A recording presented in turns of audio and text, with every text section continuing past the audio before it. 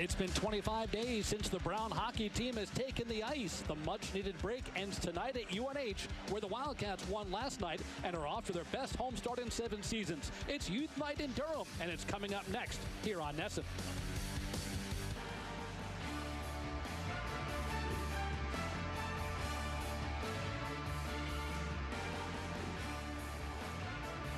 We welcome you inside the Whittemore Center Arena for the biggest sporting event in New England tonight as Brown Universities come up from Rhode Island to take on the UNH Wildcats in a non-conference game. Hello, friends. Mike Murphy alongside Pete Webster. Second straight night for us as UNH got off to a nice start in 2020 with a win against Yale last night. Yeah, it was a great game for the Wildcats. They really pulled it out in the third period. It was a close game, got a few clutch goals, a great 2-on-1 situation that was finished by Philip Engeras, and the Wildcats did pull out that win. So it's a good way to start the weekend against these two Ivy League foes. Now, Brown hasn't played since mid-December, but that's okay. They think the team needed this break. Yeah, they had some injuries, got banged up. They got some guys back, and they just need to refocus. They're in the middle of a tough stretch, losing 5 games in a row. They haven't won a game since November 23rd against St. Lawrence, but they're looking to put things back together here and really restart their season here in the second half. Their captain, Zach Chitari, is downstairs now with our own Natalie Norrie. This is the first game your team is playing coming out of the holiday break and since December 10th. How are you as captain getting your team back in game mode after almost having a month off? Well, it was good. We got back a little early this year, so we had a lot more practices than usual. So, I mean, I think just getting our conditioning back and our feet back under us is really the first thing, and we should be good. And Yeah, Zach Chitari, he's kind of the heart and soul of his team. He wears the captaincy. He was the assistant captain on last year's over 500 team. They went 15, 14, and 5. And they're looking to build back on that success they had last year, and it will go through Zach Chitari. UNH's 4-1 win included a goal last night by Philip Engeras. He scored in back-to-back games. The sophomore was joined by Natalie Norrie. Your team has struggled so far this season, closing games out in the third period. You did a good job of that last night, though. What do you need to do to play another solid 60 minutes tonight? No, as you say, we just have to focus on playing full 60 minutes and really making sure to protect the puck down low and not giving any turnovers away. Thank you, Philip. Good luck. Back to you, Murph. All right, that was Philip Engeras. Yeah, had a big game last night. Finished off that 2-on-1 rush with Koei Sato. It was a beautiful 2-on-1 rush, and it came at a really good time in the third period. But he's really starting to figure it out here in the American college scene, coming from Stockholm, Sweden. So Wildcats looking for great things to come out of this sentiment. And we'll drop the puck on UNH against Brown. It comes your way right after these words. At the University of New Hampshire, we live every day on the edge of a new possibility. We see beyond obstacles. We embrace challenges and discover new ways forward. We do some of the world's most ambitious research. We're keepers of a spirited community built on collaboration and inspiration. Our goal isn't to make headlines, it's to make change. Join us here at UNH, the state's flagship research university. Where is he? Sometimes you're ready. Joe, ready? Ready. Sometimes you're not. Ready. Sometimes you can't wait for that moment. And sometimes it sneaks up on you. Ready. But whenever you're ready, or ready as you'll ever be, we're ready, as we always are. From the big moments to the small ones, and everything in between, we'll handle the financials. Service Credit Union. Ready to serve. All right, welcome back inside the Whittemore Center Arena. There's a look at the starting netminder for the Brown Bears. It is Gavin Nieto out of Yorba Linda, California, 2-7-0 on the season with a 2.67 goals against average. On the other side for the Wildcats, coming off his victory last night, we're going to have a second straight start for Ty Taylor in net. As you see, Ty undefeated at 4-0, 28 stops against the Yale Bulldogs, and the sophomore from Richmond, British Columbia. We said it last night, Pete. We thought it was the best showing Taylor's had, and I think Coach Mike Souza's confidence in him putting him back in the net tonight kind of backs up that claim. Yeah, I really think it's a good decision. Ty has an awful lot of confidence now coming off that win last night, and he was really good down low, I thought, and I commented on that last night. Brendan Whitted is the head coach of the Brown Bears. He is the man who started the coaching career of the UNH Wildcat head coach Mike Souza. Coach Souza was an assistant under Coach Whitted, now in the second year as the bench boss of the Wildcats, trying to win their second straight at home. UNH off to their best home start since the 2012-13 season. And Brown, as we touched on a few moments ago, hasn't played a game since December 10th, hasn't won since November 23rd. But Coach Whitted, in speaking to us this week, felt the break came at a good time for his team to recharge, hit the reset button. Our referees for this one are Walker Holton and Kevin Keenan, the linesmen Jeremy Levitt and Derek Arnold. And 7 seconds in, we have the puck out of play. Not quite as thrilling as the first 9 seconds of last night's game from UNH's perspective. Oh, we still have 2 seconds that the Wildcats can actually tie a record now. Angus Cruikshank with the opening goal last night. Just 9 seconds in. Was 1 second better than 3 players who did it over a span of 20-something years for the Wildcats. It's a great start last night against the other Ivy League team that the Wildcats will see here this weekend. Here's Charlie Kelleher. He'll carry into the zone along the right side. Cruikshank is along with him, but it's broken up and seized the other way by the Brown Bears. Skating along the left wing boards, Trey Dodd. Lost control of it. Stillwell gets to it. His centering pass just between the wickets of Taylor, who is in a great spot. Kelleher in transition. 1-on-3. Swings it to Cruikshank. Cruikshank avoids the check. On the far side, Taylor and Verrier converge at the same time. Angaras pokes it forward, but the Bears were back, so here comes Stillwell. Dodd across the line, will lift it the rest of the way in on the dump-in. It's Verrier carrying out for the Wildcats. Will McKinnon. He'll get right behind Taylor to avoid the forecheck of Justin Jallin. Angaras through neutral. Taken away, though, by Bodwin, who's from Londonderry, New Hampshire. Brent Bodwin, a senior center on the top line for the Bears, who are down a couple of their top scorers. Patrick Brasso comes in. His blast is blocked away off the stick of Semele Ninasari and out of play. Well, time for us to take a look at our keys to tonight's game. Well, I think the #1 key tonight is going to be that first pass by the defense out of the Wildcats' own end. Sometimes got pinned a little bit last night against Yale. That'll be critical here tonight. Show the fish early again. It came out 9 seconds in. Well, we're already a minute and a half in, but let's get the fish out early again tonight, meaning the Wildcats could score first and get some good, solid goaltending once again from Ty Taylor. Off the draw, Benton Mass tracks it down behind his own goal line before the turnover there as Quisenberry got a piece of it, could not control for long. Callie Erickson's pass just beyond the reach of Stevenson, so it goes down for an icing call against the Wildcats. Here's you see number 19, Eric McAdams. Good to have him back in the lineup. He missed last night's game. Yeah, Eric back in. He always adds that physical presence for the Wildcats, and he'll pick up that goal. And he's actually on a 4-game point scoring streak for the Wildcats. Don't count last night that he didn't play in that game. But, you know, he notched one, a very good goal against Army West Point out there in New York last Sunday.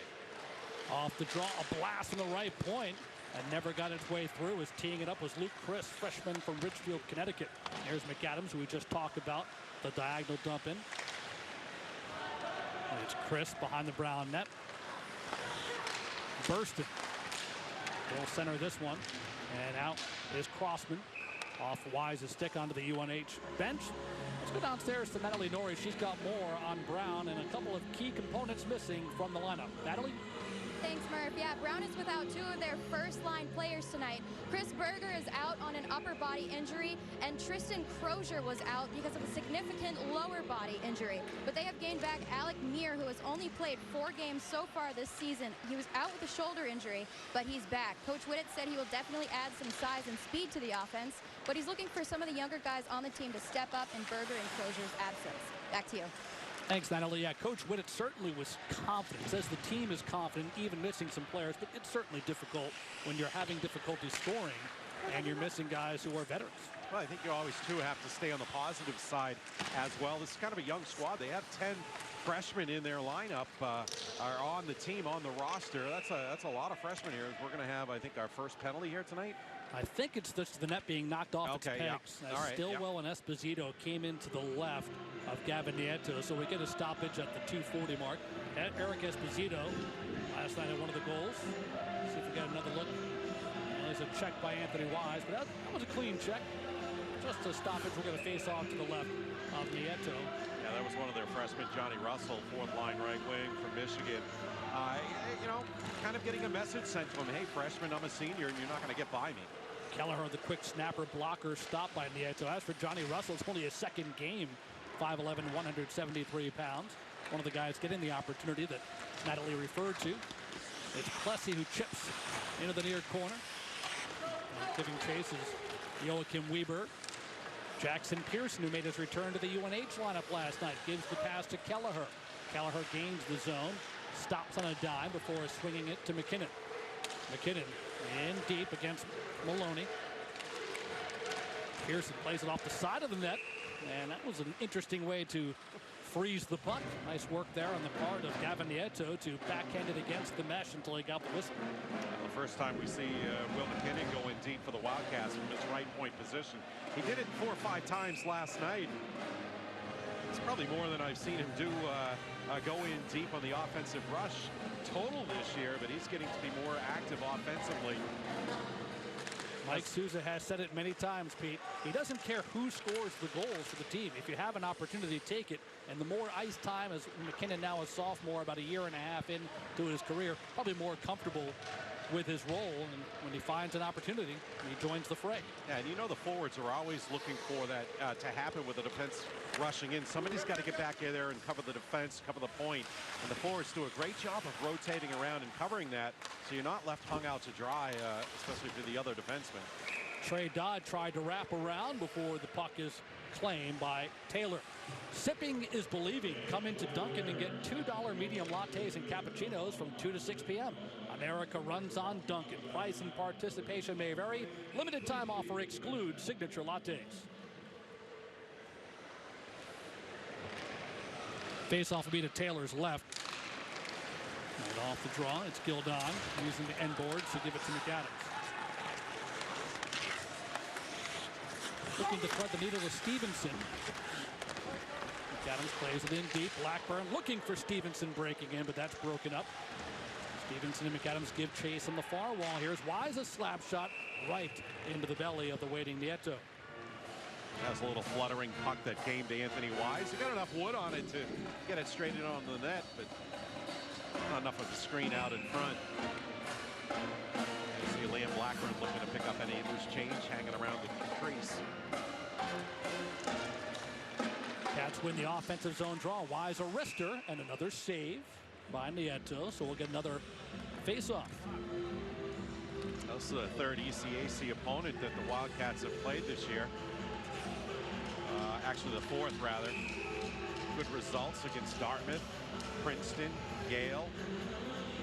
This will do it for the non-conference part of the Wildcats season. Breaking in and shooting and scoring is Eric McAdams. And the Wildcats are in front, 1-0. Just look at Eric McAdams right off the face-off. Get a look at this, and the good stick handling in tight spaces. Only about 15 feet from the net. He made a nice little dandy of a move and got the goaltender down and slid it just past his path inside this near post. Look at that little stick handling move by Eric McAdams. I don't know, that could have been another set play off a face-off. That one the Wildcats scored in 9 seconds last night. That was a set play. This one looked like it might have been as well, but the Wildcats have an early lead, 1-0. We have seen the fish early 2 nights in a row. One of your keys, and for Eric McAdams, it's his 4th goal. He scored in 4 consecutive games. So the Wildcats keep on rolling, and with that goal, that means another donation by Harvard Pilgrim Healthcare. For every goal scored at home by the Wildcats this season, Harvard Pilgrim donates $100 to Operation Hat Trick. OHT generates awareness and support for the recovery of wounded service members and veterans through the sale of Operation Hat Trick branded merchandise and products, proceeds of which are donated to selected organizations that fulfill the OHT mission. And it's been 5 goals this weekend, 23 overall this season, so $2,300 to OHT, courtesy of Harvard Pilgrim. Boy, McAdams picking right up where he left off. Quisenberry tries to break into the zone, but Ferrier's check takes him away. So here is Justin Fragona. Fragona goes near corner and chases. He's met there by Chitari. Stillwell chases Esposito, who lost his stick, and as a result, we're going to see a penalty and a slash call at the 4:56 mark. Well, that'll be the 5th game in a row that Eric McAdams has scored when he's been in the lineup for the Wildcats, as we do see the defenseman Tony Stillwell step into the penalty box for his infraction for slashing. Eric has 4 goals and 2 assists for 6 points in that span. This is a Unitil power play. Unitil energy for life, and off the draw, it's Gildon at the point.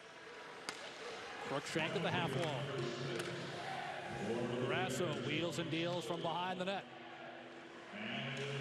Up to Pearson. Gildon, one-timer. Grasso deflects it on the tip, but it goes wide. Puck is behind the Brown net. Pearson at center ice, and this is one area Coach Sousa talked in the postgame. Special teams. Wildcats still want to get this power play going. Yeah, overall the numbers are pretty good this season, but up around 20%, but they've been declining. Just Wildcats get some good puck movement around the perimeter. They just don't get the good bounces and the good angles to get a free opportunity. There was Patrick Grasso looking to get that deflection home. Yeah, it bounced off the leg of a skater on Kelleher, slapper from the left circle. Brown does clear it. We're midway through this Unitil power play, and the Wildcats, as they so often do, like Gildon started out with Kelleher.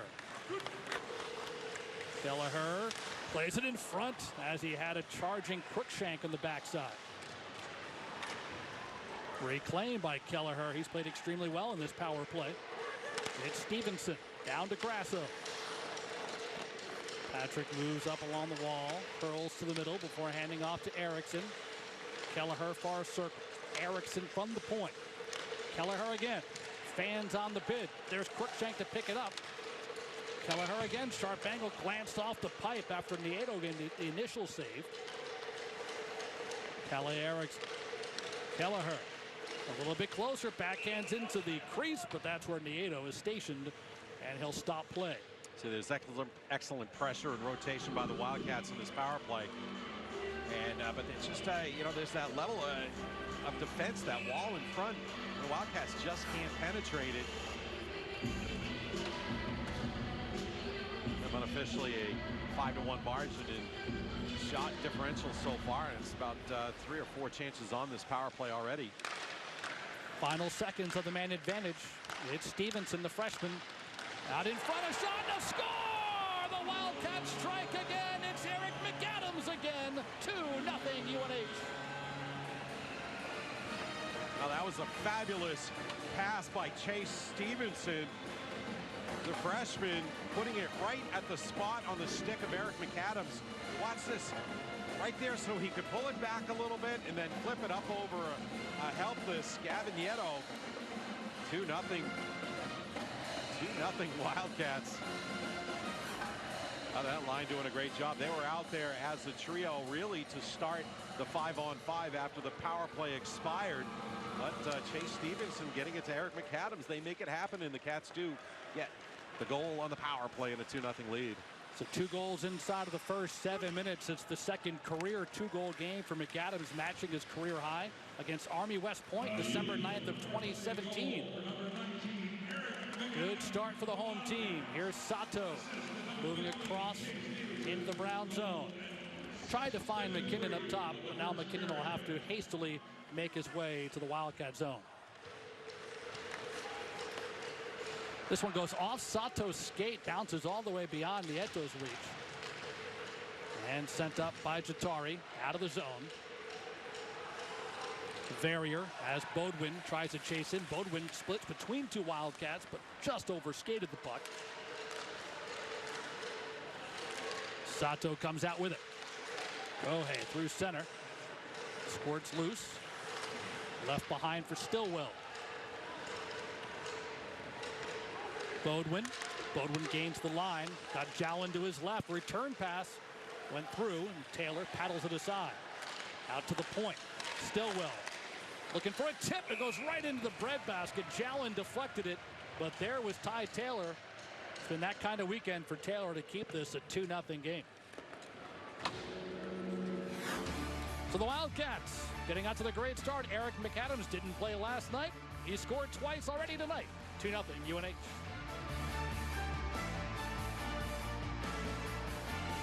knows the best place to explore is the forest. She knows this monkey? Of course, she knows this monkey. Experience nature, connect with family, I love you guys. and find your own adventure. Visit discovertheforest.org to find a forest or park near you. Download the 2019-20 Bruins schedule at NESN.com/schedule. It syncs directly to your calendar and automatically updates all season long. With just one click, you can watch the game on any device. Plus, get game time alerts, previews, and Bruins stories from the exclusive home of the Boston Bruins. Go to NESN.com/schedule to add it today. Charlie Moore is a little out there. You gotta love fishing in the summertime! Charlie Moore Outdoors, Sundays on NESN. Presented by Obashan Hardware, Subaru of New England and Eastern Propane and Oil. UNH enjoying a 2-0 lead against Brown here at the Whittemore Center. Home ice has been very kind to the Wildcats, something that's very important to head coach Mike Souza. Let's go to Natalie for more. Yeah, yesterday in press conference post-game, forward Eric Esposito, who scored his first goal in the game last night, said with our 6-1-0 record at home right now, we're trying to make the WIT the hardest place to play in college hockey. And they're proving that thus far tonight with Eric McAdams opening up scoring so early as well. Back to you. All right, thanks, Natalie. Yes, Eric even referenced Coach Souza wants it to be like when he was a player here and how difficult it was to come in. And so far, UNH off to its best home start since the 2012-13 campaign have really made the WIT their domain. Well, that 2-on-1 goal that Engeras scored from Koi Sato last night reminded me of some of those games when you had Jason Krogh and Mike Sousa on a 2-on-1 break-in, and it was automatic. The puck would end up in the back of the net. Benton Mass, rink wide, D-to-D, finds Erickson. Jackson Pearson carries in. And now in the zone, the Wildcats set up. It's Mass. Rister deflected wide by the sliding Cruikshank as he went down. And it's Luke Chris who picks it up, one of the talented freshmen for Coach Whittett's Bears. Centering pass, intercepted. And here comes Lucas Herman breaking in. He's checked as he got to the far circle. Reclaimed immediately by Esposito. He'll break in, he'll shoot, he'll score! Eric Esposito makes it 3-0. Well, you know, Eric Esposito picked the top corner of the far side last night against Yale at the other end of the ice. This time, look at him go. Gets the goalie off the post, exposes the far side, and goes top corner again. 2 games in a row, Eric Esposito picks the far corner. We are going to see a goalie change early in this game. We're not even 10 minutes in. We're going to see the backup, Gabriel Vinal, out of Syracuse, New York. He's going to get his first action ever as a Brown Bear in net. Indeed, indeed. So this is a new goalie, and we'll see if there's new luck. Yeah, all we know about Gabriel Vinal, he's from Syracuse, New York, played for the Aberdeen Wings, and the 6'2 sophomore will make his first appearance. But going back to that goal, Pete, the impressive thing, how quickly UNH is able to get the puck from center ice back into the attack mode, as Brown thought they had cleared it, but there was no time to relax. Yeah, a few times Brown has hesitated with the puck and what they want to do with it. Of course, they want to try to develop something and get something going offensively. They've been goal-starved. But that little extra second has given the Wildcat back checkers time to get back in the play, disrupt their flow, and UNH with their forwards and defense all working in concert, turning that puck up ice so very quickly over the blue line. I think it was that play. Lucas Herman made an extra stride just to get out over the blue line quickly for that re-entry play. And boy, didn't Eric Esposito make Brown pay on that shot. So Gabriel Vinal is in.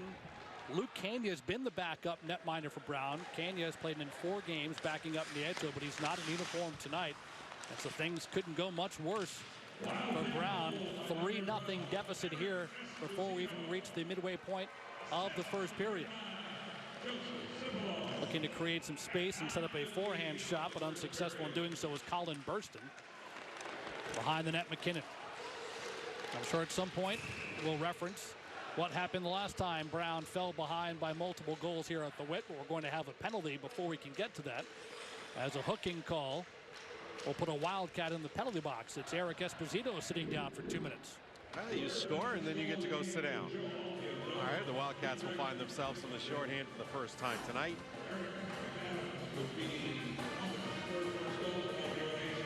Well, UNH struck in the power play. We'll see how their penalty kill works against Brown, going on the man advantage for the first time.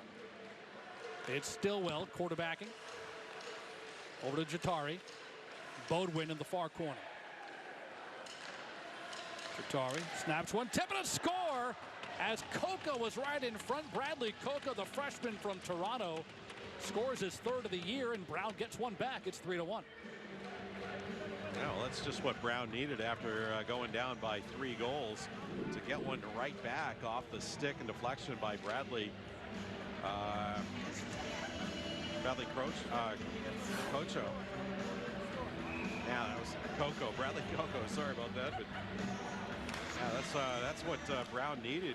Get a little confidence in their skating going here. Freshman out of Ontario, coming down from Toronto, gets Brown on the board.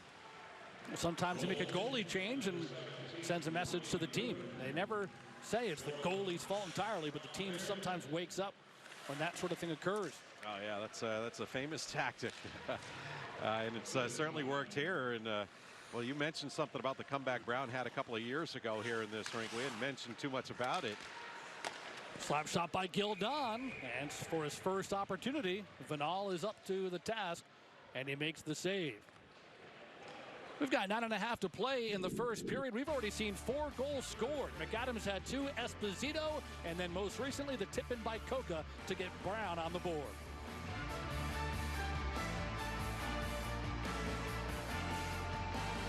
Turn left. Can you identify the person? Number 3, step forward. You're telling me he gave an HP printer an imitation toner cartridge on purpose? Yep, it printed poorly and may release toxins into the office. The temptation was too much. I thought it was saving money. Should have called WB Mason. They deliver genuine HP toner cartridges fast, right where you want them. And then you don't have to bail yourself out of a jam. This was the moment in our relationship when the years of planning together finally paid off. We'd always known where we wanted to go. Getting there was another story.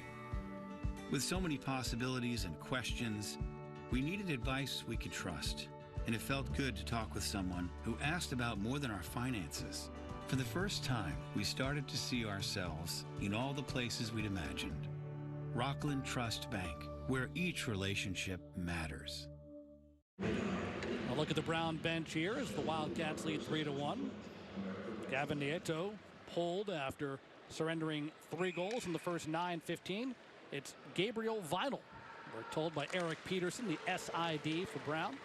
We appreciate him for giving us more on the bio of the netminder making his debut, trying to make it a successful one. We've referenced that Brown comeback a couple of times, so we'll say it. They were down 4-0 here, scored 4 times in the third period 2 seasons ago to earn that tie. Here they're trying to erase what was a 3-goal deficit, and still plenty of time as it's 3-1 in the first. Takeaway at center ice, and getting flattened for his efforts was Dodd as Verrier threw him to the ice. Verrier controls the puck.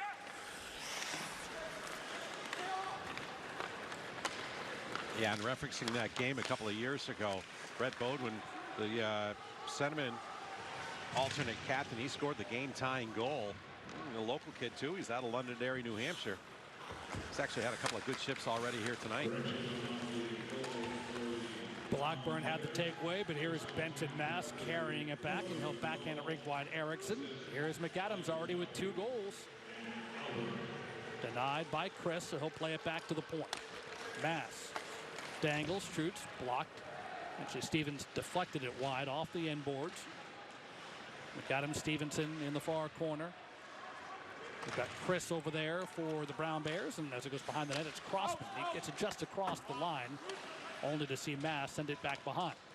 Yeah, and the reason that wasn't an offside is the puck came out, went on the blue line, didn't go over the blue line before it was dumped in, and the Wildcats got a chance to clear.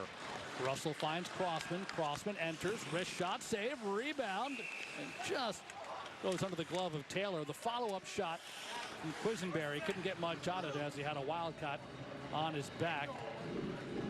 Another look. Yeah, a little rebound there. A little extra poke by the Brown Bear. Yeah, it was Colin Burston who got tripped up looking for the follow-up shot.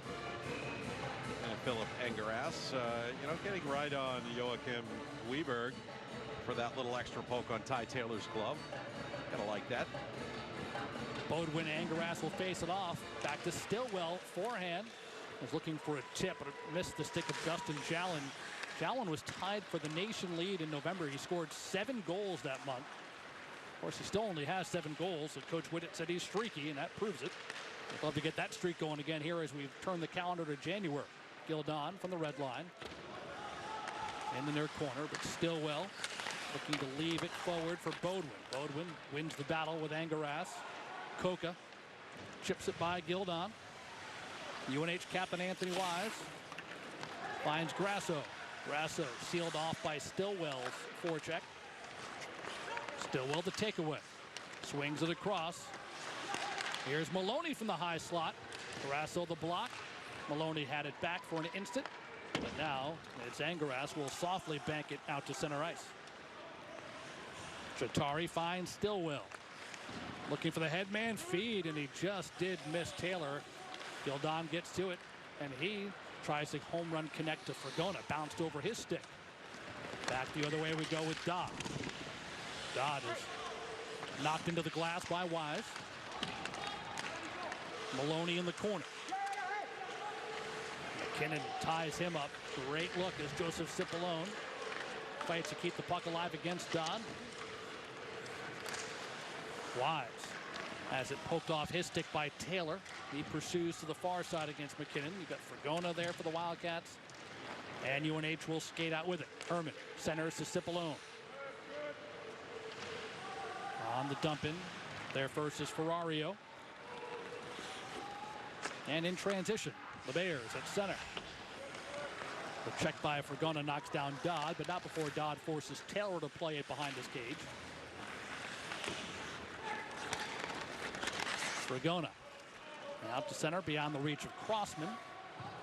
Chris gets there. Angus Crookshank the takeaway behind the net, but he's in no man's land. No Wildcats to help. Here comes Kelleher. Crossman, Burston, Chris. It's Chris who forces it to the far side as Kelleher tracks him. Puck up and out despite the efforts of Erickson. Oh, the last 2 shifts, both clubs really picking up their pressure. Here's a 3-on-1 for the Bears. A shot short side. Taylor makes a terrific save as he denies Weber. As I was saying, picking up the pressure on the forecheck, and then we end up having a little 3-on-1 situation for Brown. But Brown has really picked up the forecheck. The Wildcats just had a decent shift with their forecheck. Here comes Stevenson speeding his way in. He elevates that shot, though, and it goes up into the netting. We're down to 4:57 remaining in the first period. UNH scored the first 3. Brown is back within 2. We're back to the Whittemore Center right after these words.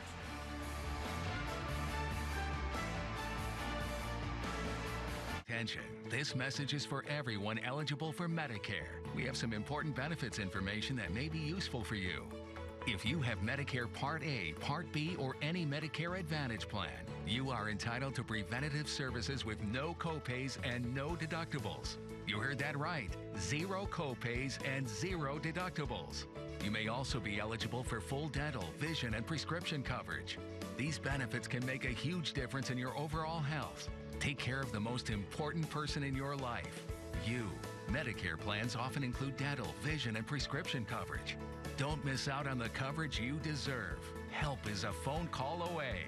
Friendly licensed insurance agents are standing by now with free information. There is no obligation and the call is free. Call today. You deserve every Medicare plan coverage benefit out there. We'll help you get them.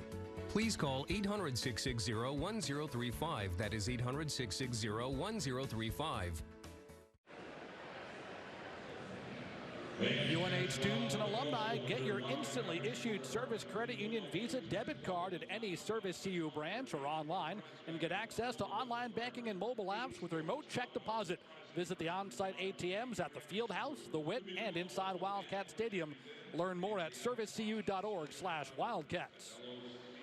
It's an offensive zone faceoff for UNH to the right of Gabriel Vinyl, making his collegiate debut in relief of Gavin Nieto. It's Gildon on the near wing. Checked by Nathan Plessy, in deep to Blackburn. His pocket was picked. And the other way come the Bears. Plessy gets it around Gildon. Wise will backhand it up the boards, and he connects with McAdams. McAdams enters. Cross-ice pass. Here comes Angeras. He shoots, and there's a glove save. And a good one by Vinyl. Yeah, Angeras had Vinyl dead to rights on that. Wildcats looking to regain that 3-goal lead. Good goaltending right there. It's Wise. Far point. Blackburn slap shot. It sails high. Bounces right back in front of the net. And there was an opportunity for McAdams looking for the hat trick. He came oh so close. And we'll get a whistle and a call here with 4:11 left in the period. We're going to have a tripping penalty. And it goes against Brown. Yeah, Tony Stillwell is going to get the gate once again, his second time in the box for tripping. He might have taken down Liam Blackburn on that play. Yeah, he got his stick down there. You see it clearly with our GoPro camera. That's one of those penalties I think Coach Whitted won't be upset with now, because if McAdams is in trip, that puck's in the back of the net. There's some hats on the ice.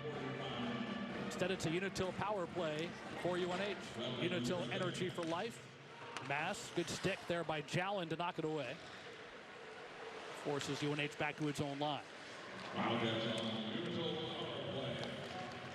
Mass through neutral. Winds it around. Angeras and Ferrario get there at the same time, and Ferrario has some space to clear.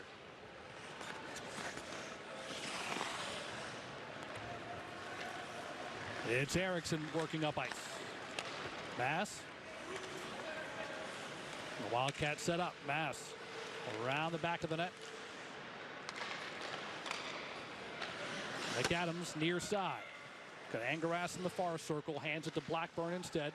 Blackburn moves in deeper. Gets it back to Mass for a slap shot. Looking for the tip. McAdams. There's Blackburn trying to lift it. That one got blocked away behind the net. Quick stick work. And it's broken up by the Bears as Gessert to get a stick in there. Yeah, lots of space there on the follow-up. I don't know if a stick got in the way or what. It looked like there was a whole half a net to shoot at. Pearson to the half boards. Gildon. There's a blast from Kelleher, and that was blocked by Ferrario. Gildon keeps in, moves it to Pearson. Gildon a little bit closer in the slot. That one off the shoulder of Vinyl and out of play, with Grasso setting the screen. Well, entry into the zone against Brown's penalty kill has not been an issue for the Wildcats. They have had struggles throughout the year, and getting into the zone, well, I don't know, well, blocked, maybe just went wide. That was the one I was referring to. A great opportunity for the Wildcats to get on the board here again in the first period. And a great opportunity for Vinyl to show his worth here, as he's played well since coming on for Nieto when Brown was trailing 3-0. Still 20 seconds remaining on the power play. It's Kelleher down to Grasso. Kelleher again. Grasso trying to stuff in. Nope, instead goes back to Kelleher.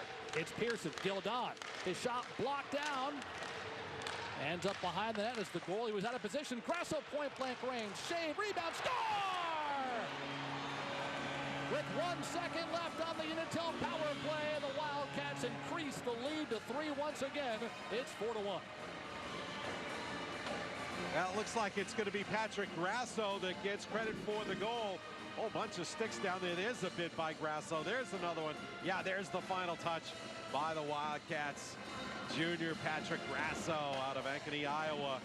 That's the area we love to see Patrick score from. Many of those he scored as a freshman. Injuries came Patrick's way, and now he's back at it. Those are the kinds of goals he needs to score for the Wildcats. His 6th of the year reestablishes the 3-goal Wildcat lead. And watch out now, but as we hit 2020, Grasso is heating up. He has scored in 3 consecutive games to get to 6 on the season. Well, this is the 4th game in a row. The Wildcats have put at least 4 on the board, and we're not even at the end of the first period yet. So it looks like the Wildcats offense is starting to find their edge.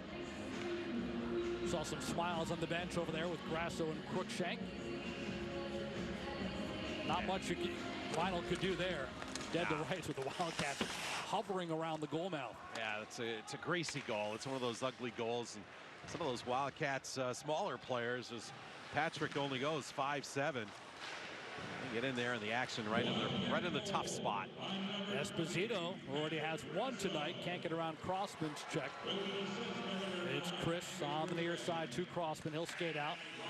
Long bouncing pass finds Quisenberry. Quisenberry forehand shot, but McKinnon got there in time to get his stick in the way.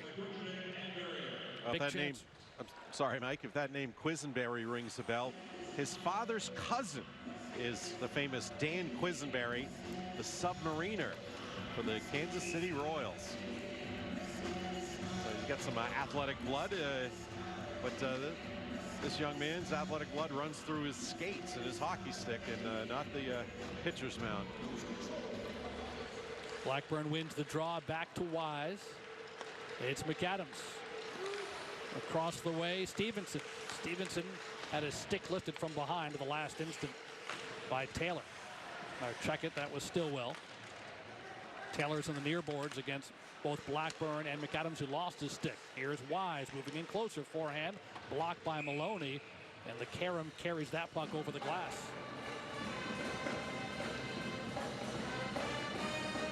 That's been a good period for the UNH Wildcats. Not what Brown really wanted to have coming out in this game here tonight.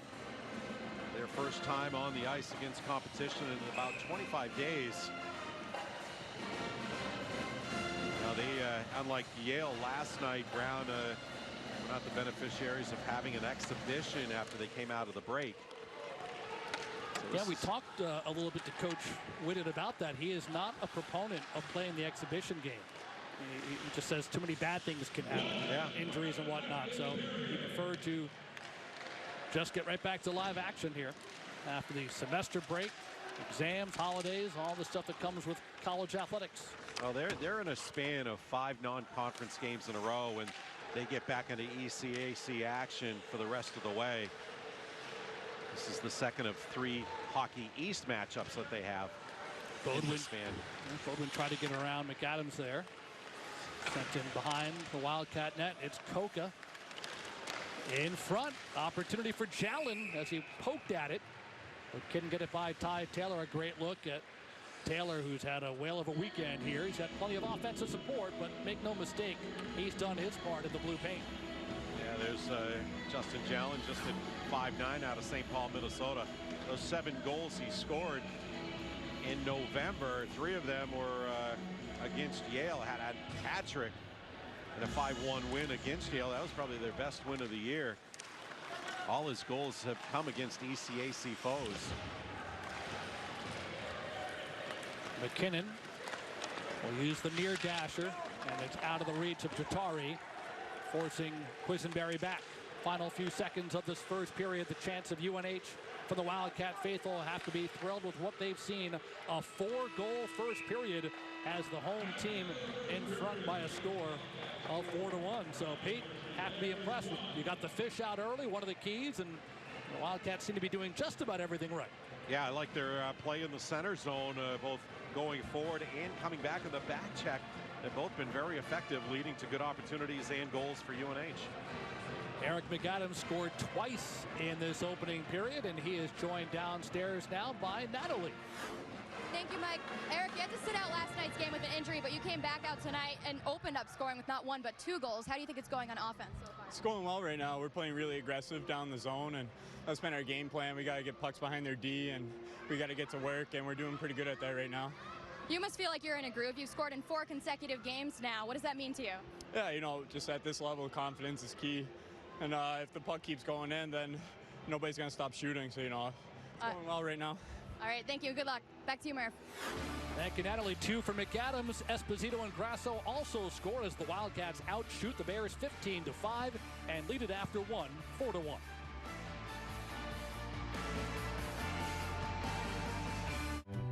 With Domino's $5.99 Mix and Match deal, you can feed a family of 4 for about $3 per person. My wallet. Or your daughter can. Keep the change. Feed a family of 4 for about $3 per person with the $5.99 Mix and Match deal at Domino's. What do we have? Patient ingested unknown substance, displayed erratic behavior, maybe emitting airborne toxins. Do you know what you took? you feeling? You were given a clone toner cartridge. They can reduce performance, cause damage, and really they're just bad. So we removed it, and WB Mason made a lightning-fast delivery of genuine HP toner. You'll be good as new.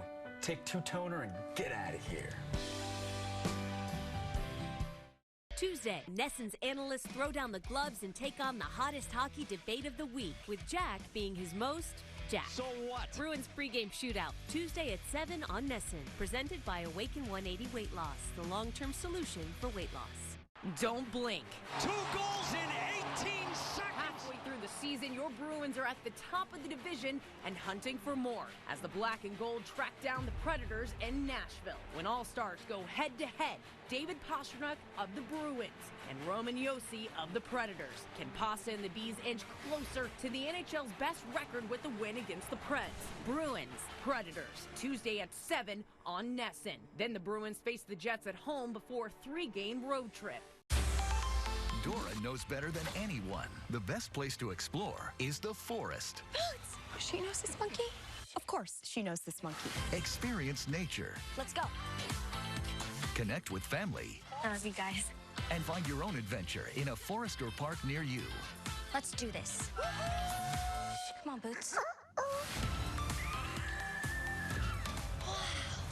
Visit discovertheforest.org to find a forest or park near you. Download the 2019-20 Bruins schedule at nesson.com/schedule. It syncs directly to your calendar and automatically updates all season long. With just one click, you can watch the game on any device. Plus, get game time alerts, previews, and Bruins stories from the exclusive home of the Boston Bruins. Go to nesson.com/schedule to add it today. First intermission in Durham. Time to continue our Voices of Wildcat series. Ralph Cox, UNH class of 1979, talks about his career in hockey and how being a student athlete helped in his life after the sport. The first time I went to UNH, I absolutely just fell in love with it. It comes out the lovely Boomer. I had accepted a scholarship to another school, but after I started spending more and more time at UNH, I knew it was just the right place for me. I played all over the world on many great teams, but I don't ever remember playing in front of such an enthusiastic and passionate group of fans as back in the day in the old Snively Arena. I'm currently a partner in a firm called Redgate Real Estate. We develop real estate mostly in the Boston area.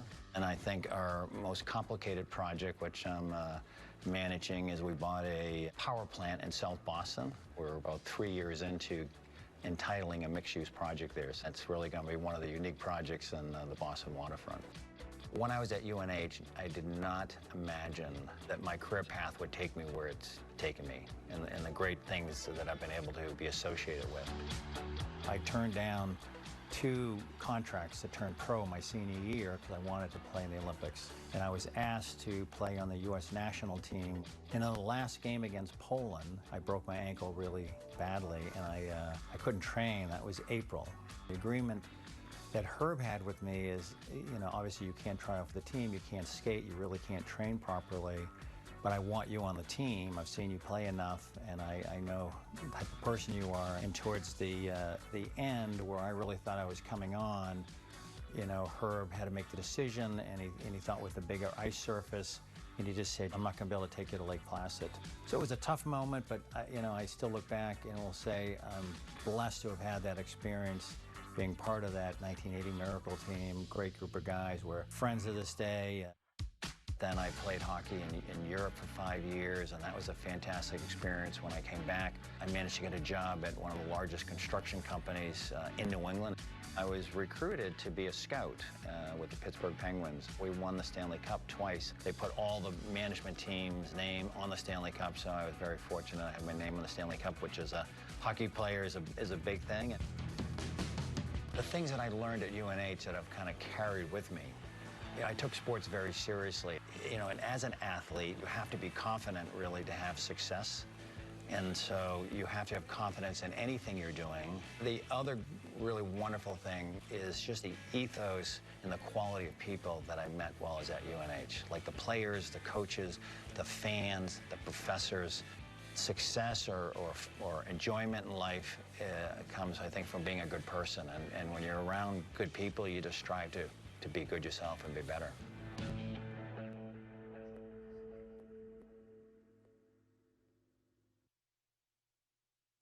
You don't have to visit the University of New Hampshire to see what we do. You can see it in our state's coastline, in our farms and forests, and our towns and cities. This is where you'll see the things we do that touch the lives of people throughout the state. For 150 years, UNH has been proudly protecting our resources and powering the state's economy. We're more than a campus. We are the University of New Hampshire, the state's flagship research university.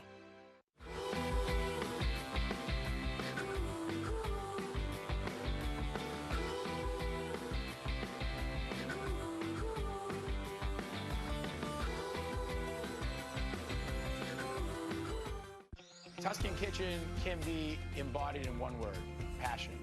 You can come in and enjoy a beautiful artisan Italian meal. You can sit at the wine bar and try one of 400 different wines. Your beautiful selection of handcrafted Italian pastries. All of the homemade pastas are available to take home. Simple, fresh ingredients, time-honored scratch preparation. It really is as simple as that. We can't wait to celebrate our passion for artisan Italian with you. Come see us at Tuscan Kitchen.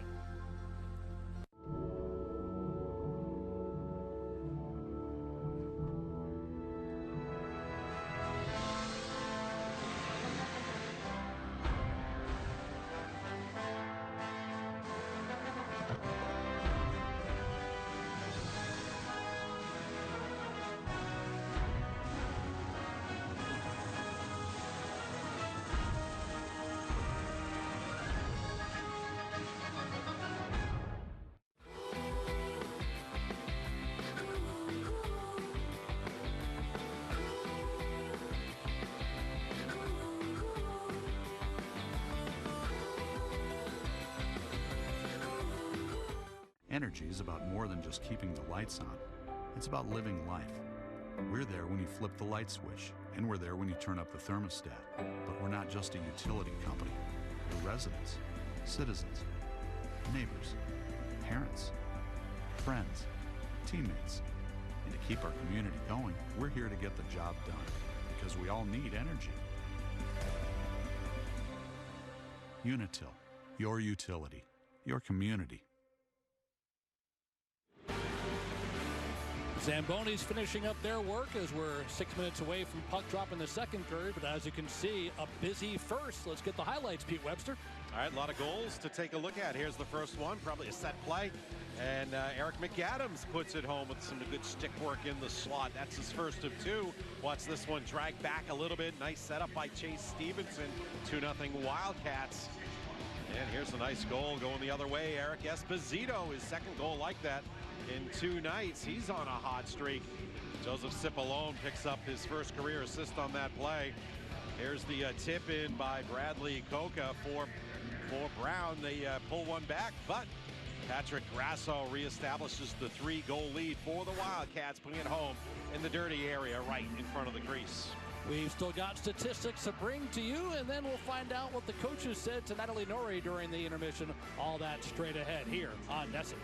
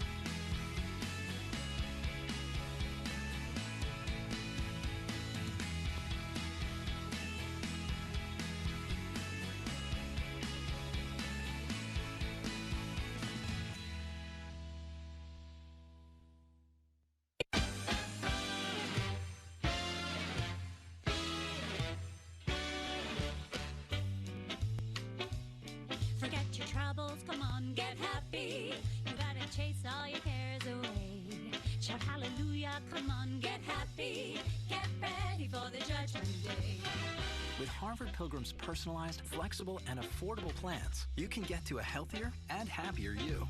Get healthy, get happy. Harvard Pilgrim. Get happy.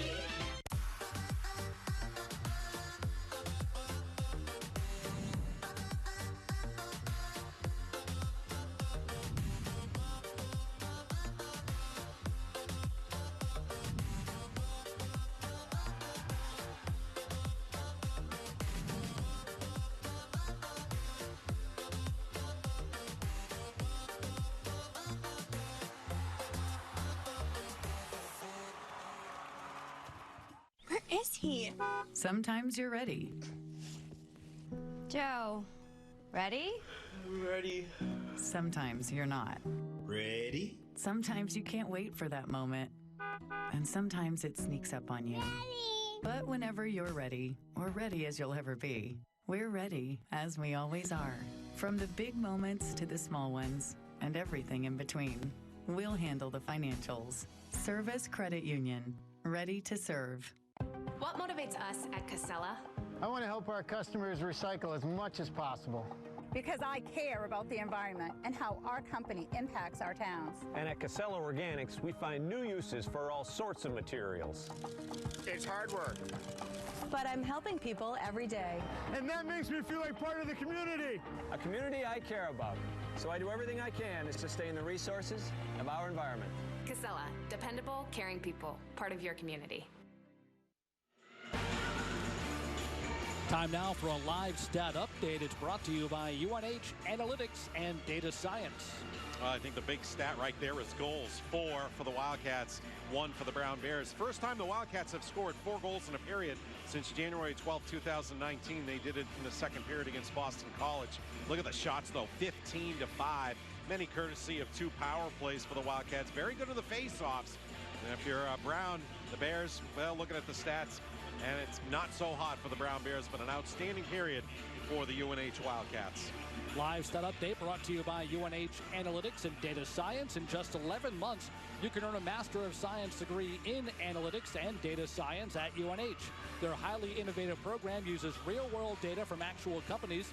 Choose from specializations in business, healthcare, public policy, sports analytics, and more. Apply now and prepare yourself for one of the world's most in-demand careers. Learn more at unh.edu/analytics. Let's find out what the coaches had to say to their charges during the intermission. For that perspective, we take it back to Natalie Norrie. Thanks, Mike. During intermission, I spoke to Browns associate head coach Jason Guerrero, and he said, we found a little offense towards the end of that period, but we keep getting the puck in the zone and losing possession after like 5 or 6 seconds. The UNH defense is really putting pressure on us, but we need to find a way to maintain possession a little better in the second period. Back to you. All right, thanks very much, Natalie. There's a look at Anthony Wise and the UNH side, but what do you think about that, Pete, having Coach Guerrero's thoughts to Natalie? Well, Coach Guerrero, you know, he had such an outstanding career at Northeastern, was a hound for the Huskies, especially against the Wildcats. So I would go with anything that Jason Guerrero says. He's turning out to be an outstanding coach for Brown. There's Gabriel Vinyl, made his college debut in the first period at the 9:15 mark. Gavin Nieto was lifted after surrendering 3 goals on 8 shots. Vinyl allowed 1 goal, the power play goal by Grasso, but did make 6 saves.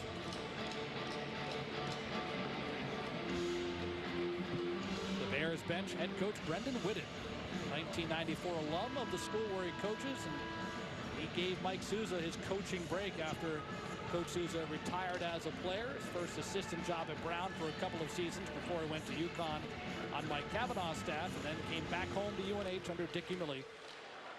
Here he is, his second year as the head coach, has a 4-1 lead against his former mentor. Here's a play right in front of the Wildcat net.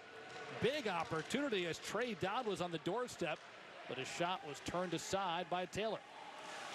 Pearson in the corner, pinned up by Gitano. Kelleher tried to get a backhand shot from the low slots. It's back up to Wise. His forehand goes all the way through, and it's gloved and then held by Vinyl. Well, fans, you can participate and get your chance to win with the Wildcats and Tuscan Kitchen and Market, just like our fans at the WIT. Here's what you do. Text that word, WIN, to 90561. Grab your phone right now and do it. And you'll be entered to win dinner for two at any Tuscan Kitchen or Market location anytime the Wildcats win this season. So if you want to win with the Cats, text WIN to 90561. Too early to say it's going to work tonight, but it's looking pretty good at a 4-1 lead. Barrier to Blackburn, tries to go short side. The save was made. Then it would bounce over the top of the goal thanks to Vinyl.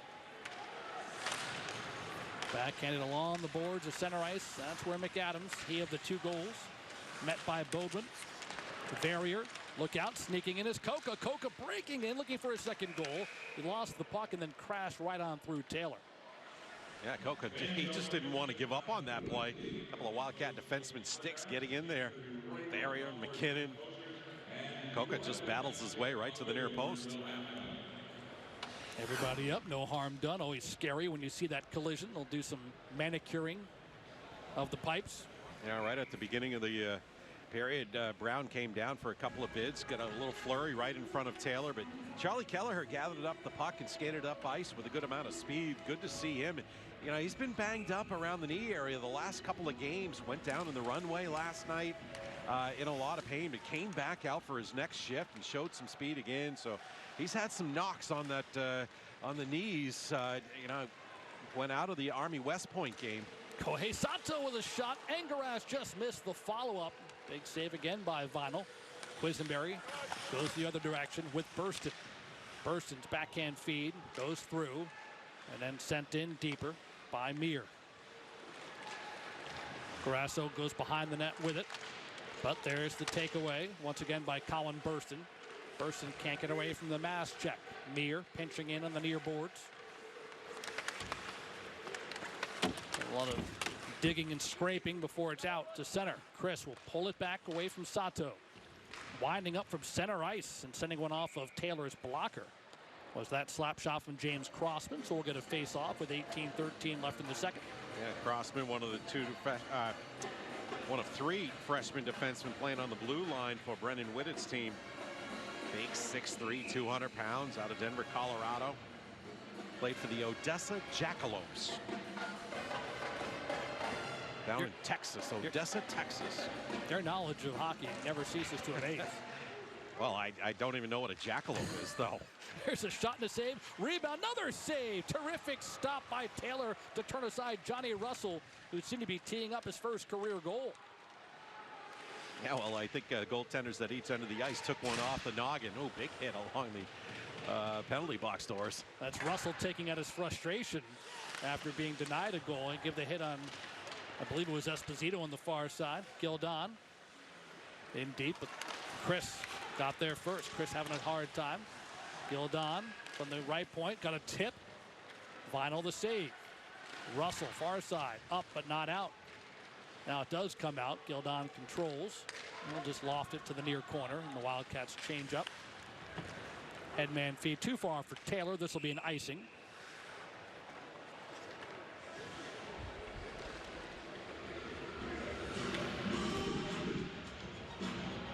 Let's check out this save there by Ty Taylor. Sprawling down to the ice. Hit him twice on that one, maybe. Ty Taylor's had himself an outstanding weekend. Like he commented last night, he was so good down low. The only goal he gave up was on the power play, and that was up around the mid area of the goal. That's a good problem to have for a coaching staff when you have two netminders like Mike Robinson and Ty Taylor. Competition makes both tougher. Robinson drafted by the San Jose Sharks. Taylor, property of the Tampa Bay Lightning. Here's a wraparound played right in front, but Maloney couldn't get a stick on it thanks to Verrier chasing him out of the crease. Now both those goalies take up a whole lot of the net at 6 feet 4 inches. Cruikshank looking to go around Jatari. But it's played out to the near side instead. Kelleher does well to take it away from Stillwell. Jatari, the Brown captain, again goes near side, just enough to get it out of the zone. Ben Taylor. Cruikshank, the takeaway, moves in. He fanned on his bid and diving to cover up is Vinyl. Oh yeah, he saw Jatari coming at him as that was kind of a loose pass defensively by the Bears. Angus knew he had to get the shot off quickly. And he was going to get taken down low, but I didn't get enough of it. Nobody's more disappointed than him on that. He thought he could bury that one. Worry about taking the hit later. Off the face-off, it was an opportunity for Chase Stevenson breaking in. And now he's forced to the far wall. Ferrario's check takes him off the play. Good work by Mass to keep it in the zone. Bears have 3 players right around the Wildcat line. Gloved down by Jalen, unable to control. Instead, it's McAdams who pulls it back to Mass. Stevenson leaves it for McAdams. He's met by Ninasari in the corner. Blackburn down to the goal line extended. Looking to break right in front. Forehand shot. Initial save by Vital. And there's no follow-up as the puck ends up in the far boards. Yeah, a lot of physicality going on by the Wildcat forecheck. They're tending to hit just about anything in Brown down there behind their own net. Coca and Jalen look to break it out. Bodwin from Londonderry, New Hampshire. Pass to Coca, broken up right at the blue line. Stevenson leaves it ahead, and Wise will get to it first. Crossman stifles his progress, so out the other way, trying to center it. It was bounced off the stick of Burston. Center right back in, giving chase is Angaras. Chris ties him up. Quisenberry. Make it Burston left side. Burston around McKinnon. He'll jab it to the near boards. There's Quisenberry curling to the middle. Still possesses. Moving in. Backhand shot. Taylor save. Sato. Out the other way. The give and go with Grasso. Sato veers right. Crossman checks in. Centering pass off the stick of Chris and behind the goal line. And a nice rush and feed by Koi Sato, using his speed once again, looking for Angaras on the tip. Quisenberry had the steal, but couldn't complete a pass to Mir. Taken back by Angaras. He tees up a slapper. And the save made once again by Vital. He's become quite the story here, making his college debut.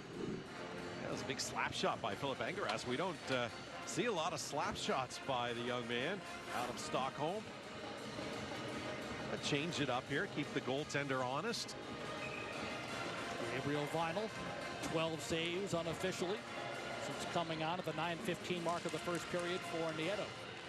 That's when the score was 3-0. Now it's 4-1. Turnaround shot by Herman. Rings off the back glass. Esposito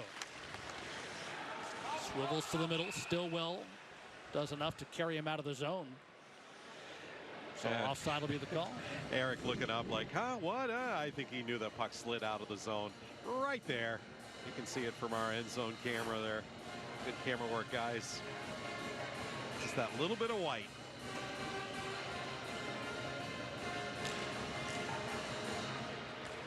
It's Fragona to Erickson. Chased by Russell. Herman deflects, chases. Stillwell there first for the Bears.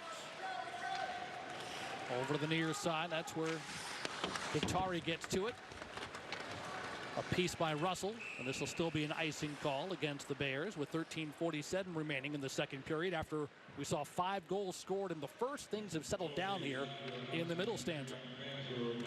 Yeah, and I don't know if this is an effect of just making sure you take care of the defensive end. Brown with their defensive markings a little bit stronger here in this period.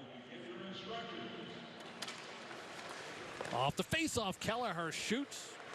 Vital makes the blocker save. Yeah, that's a heck of a save. Kelleher going up to the blocker on the near side, trying to get Vinyl leaking off his post.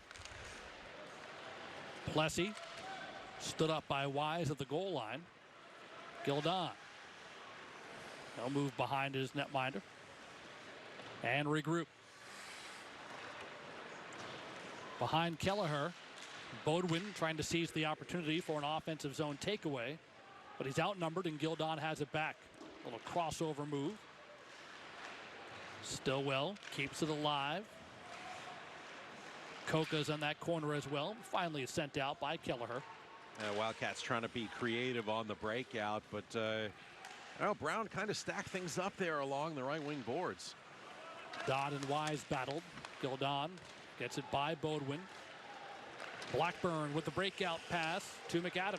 Moves in, has on his forehand, leaves for Wise. Wise shoots, glove save, Vinyl. And he falls backwards, but he's got the puck. So Gabriel Vinyl, been busy in the crease.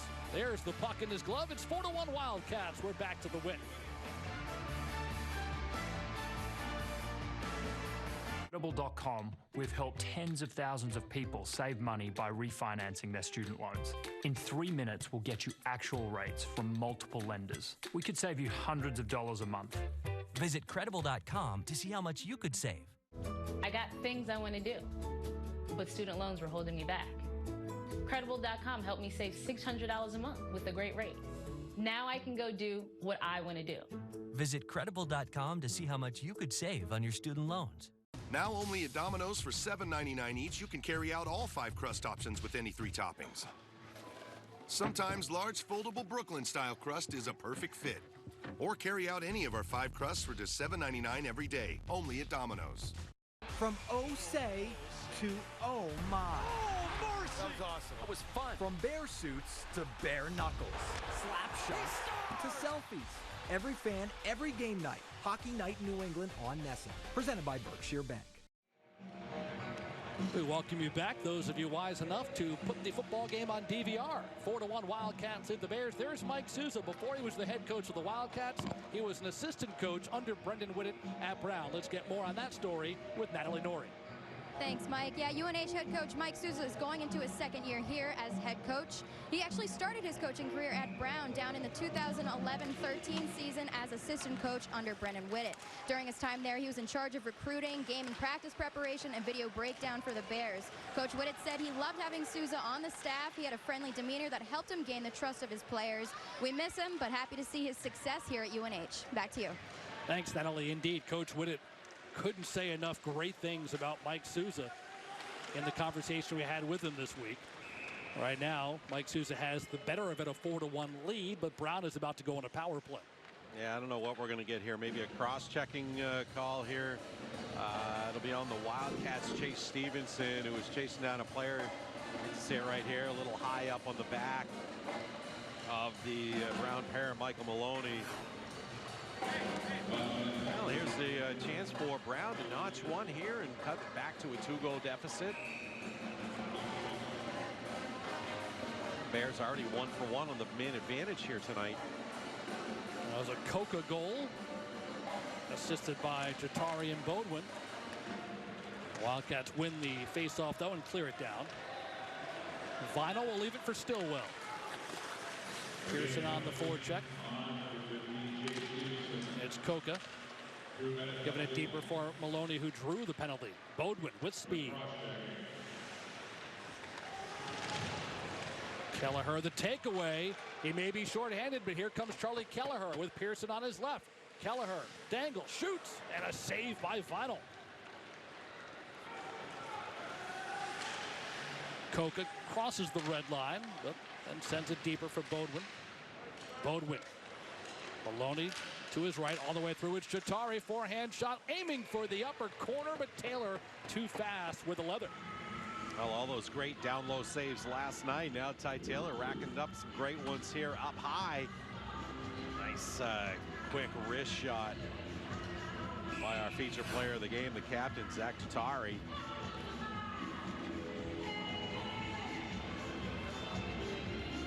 Waiting the Quisenberry Blackburn faceoff.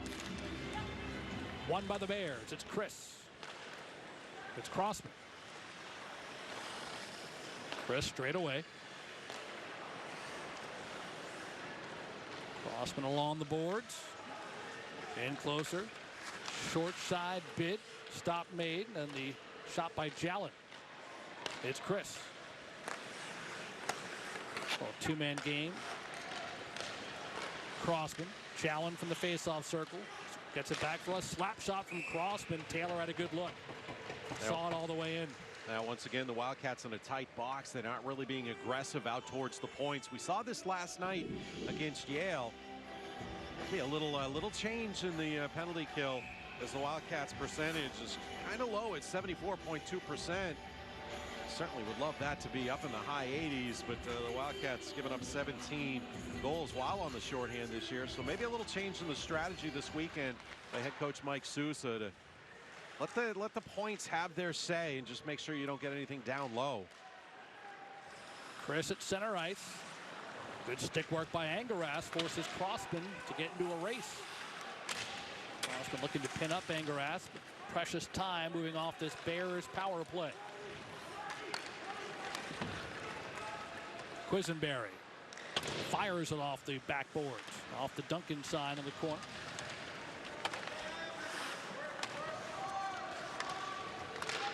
McKinnon will come out with it. Angaras swivels it to Sato. Sato enters the zone, drops it back for a wrist shot from Angaras that goes wide. Cats have killed off the penalty. Angaras unable to keep in the zone, but Wildcats will be content to control at center. It's Crookshank. Around Chris. Moves in front. Penalty coming up. Wildcats had the delayed call. Taylor races for the bench. Gildon looked to leave it for Crookshank. Wise with some space. Pearson. Extra attacker is out there for UNH with the empty net. Once Brown touches up, it'll be a power play. Cats trying to strike first. Kelleher. Shot save. Right pad of Vinyl. Now Brown gets a piece. And we will get a Unitil power play for UNH. We're more than midway through the second period. No scoring in the middle period, but the Wildcats already with a 4-1 lead over Brown. We're back with more college hockey action on NESN after this.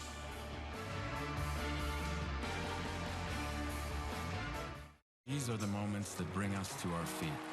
The 15 seconds of fame, the foul ball.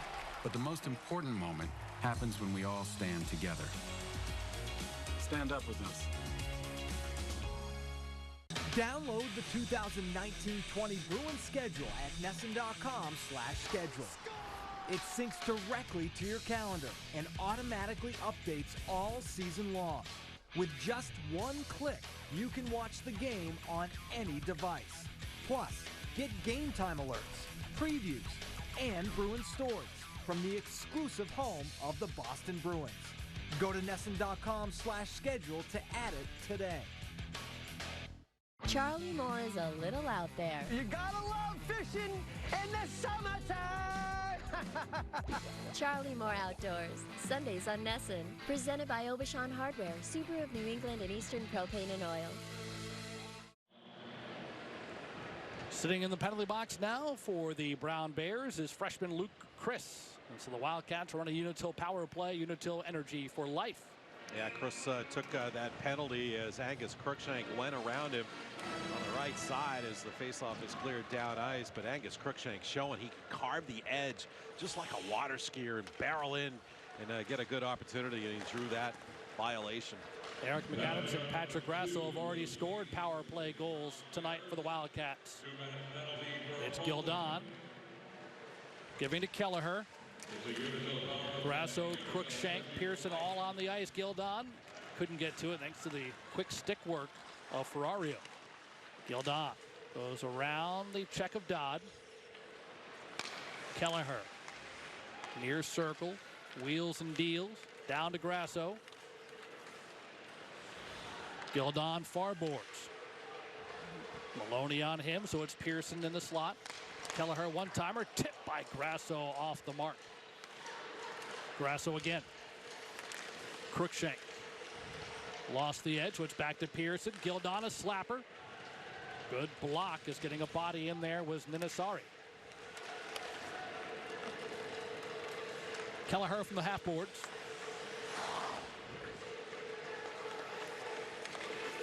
Drops it to Grasso. Gildon tipped by Crookshank wide.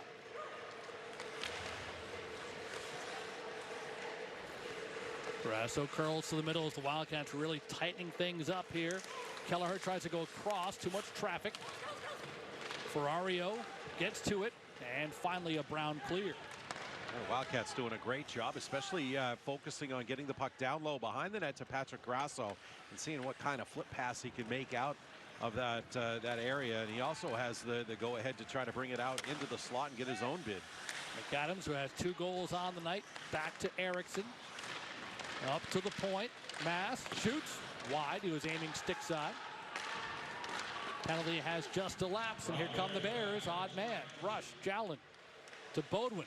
He turns. He shoots. Kick save. Taylor trying to wrap around the other side was Jatari. Taylor has lost his stick in the process, but the puck goes out of play as Mass looked to play it off glass, went onto the Brown bench with it instead. It looked like there was a little opening down low to the left of, Ty Taylor's left on this near post. Wow, he just shut the door very quickly, quicker than my eyes could see it. I thought the puck was in. Sipping is believing. Come into Dunkin' and get $2 medium lattes and cappuccinos from 2 to 6 p.m. America runs on Dunkin'. Price and participation may vary. Limited time offer excludes signature lattes.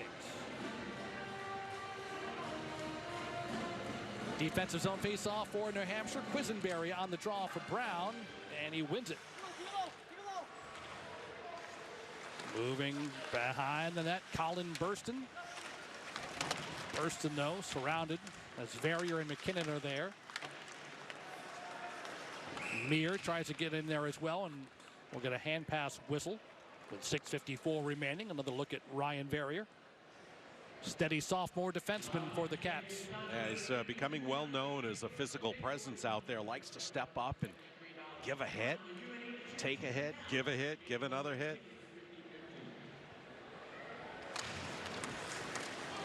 Off the draw, it will be Stillwell. Jatari trying to go around Esposito. Stutter step. Esposito stays with him and takes the puck away from the Bears captain. Verrier finds McKinnon.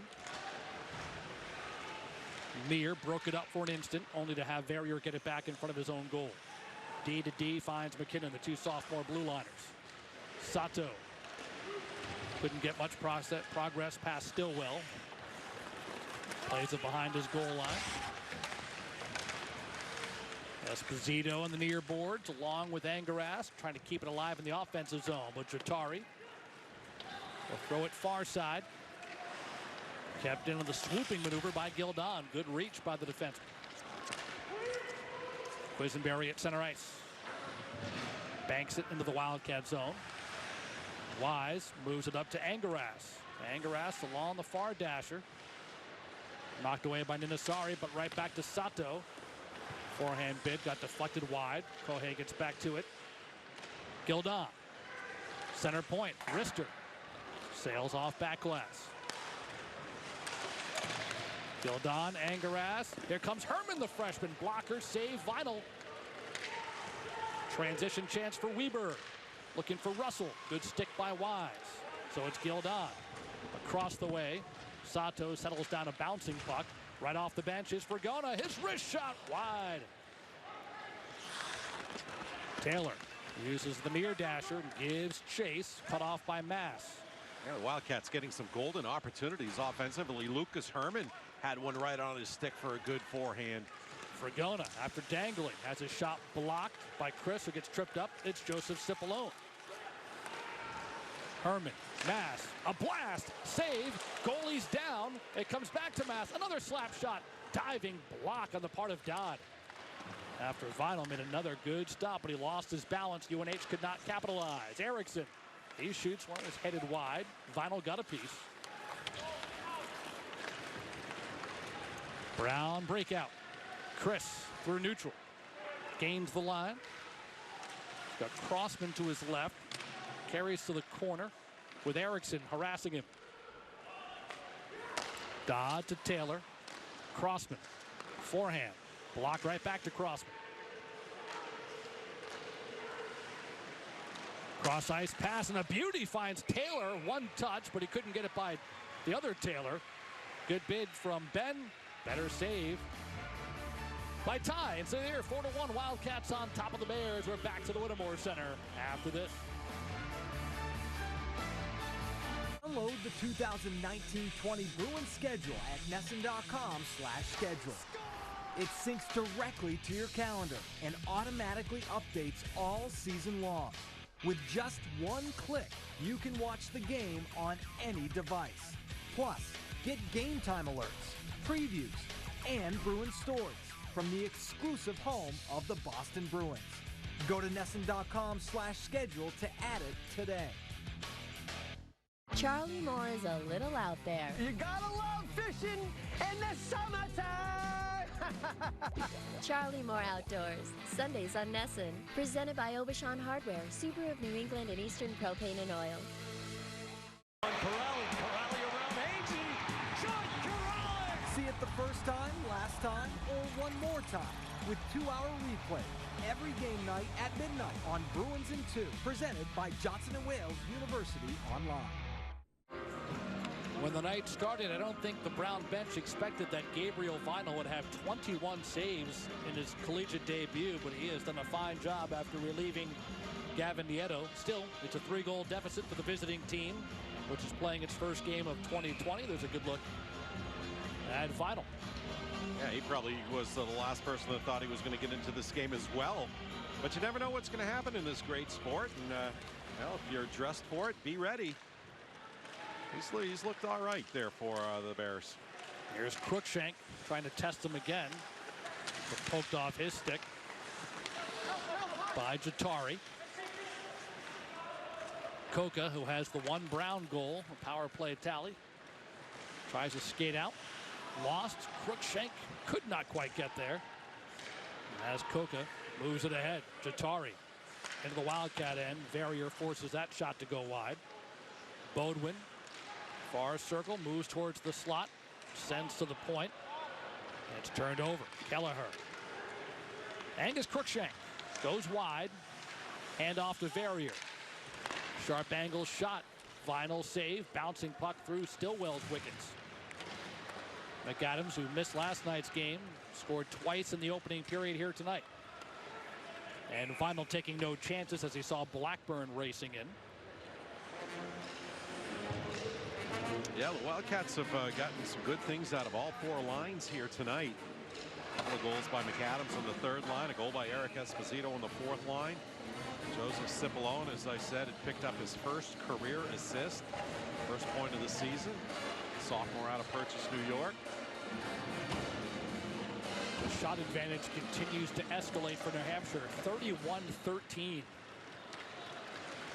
Brown coming in 2-on-2. Here's a shot from Meir. Kick save Taylor. Yeah, another excellent low save. Blackburn on the other end at the half wall. Shoved aside by Ferrario. And his pass will chase Wise all the way back. Gets a puck on edge. Has to settle it down before Meir could deliver a check. Gildon's got some room to maneuver. He'll look up ice. Always has his head up. Blackburn stops at the line. Gives back to McAdams as the Wildcats reload. McAdams into the zone left wing.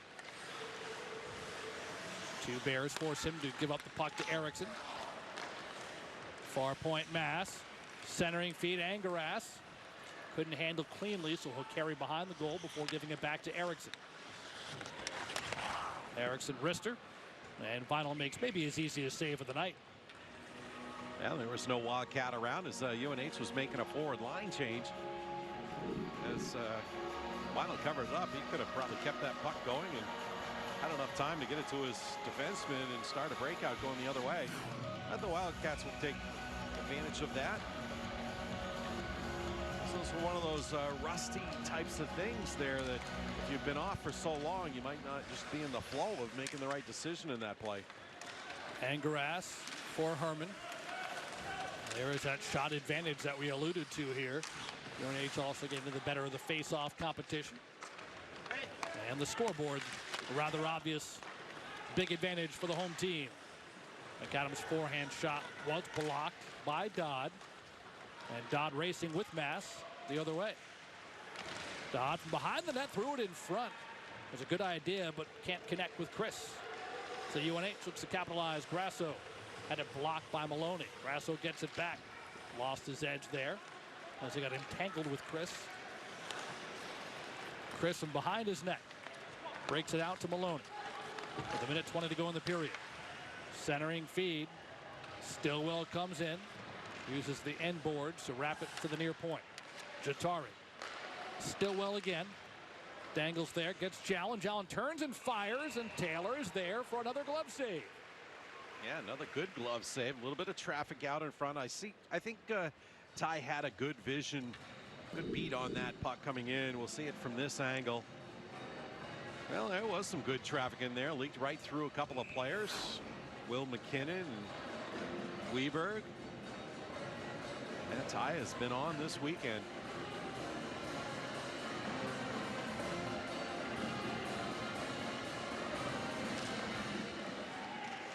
Off the draw, Brown wins it. And a forehand through traffic by Jatari goes well wide. Jalen back to his own zone. Stillwell moves it forward behind Bodwin. Taylor thought about coming out of his crease, then thought better of it as Gildon was there. He'll elevate it, bouncing to center ice. Stillwell settles it down. 40 seconds left for Brown to try to get one. No one has struck here in the second period after a 5-goal outburst in the first. Here's Wise. Bodwin takes it away, finds the trailer. Ninasari, forehander wide. Had a chance. Ferrario from bad angle. Tried to throw it in from the half boards. That got bounced around. Coca picks it up as he falls to his knees. He chips it forward. Jalen and Gildon converge. Bodwin off the deflections in front. Jalen takes a whack at it. Bodwin trying to go to the point. Missed Ferrario. And it's all the way down the ice. The Bears will run out of time here in the second period.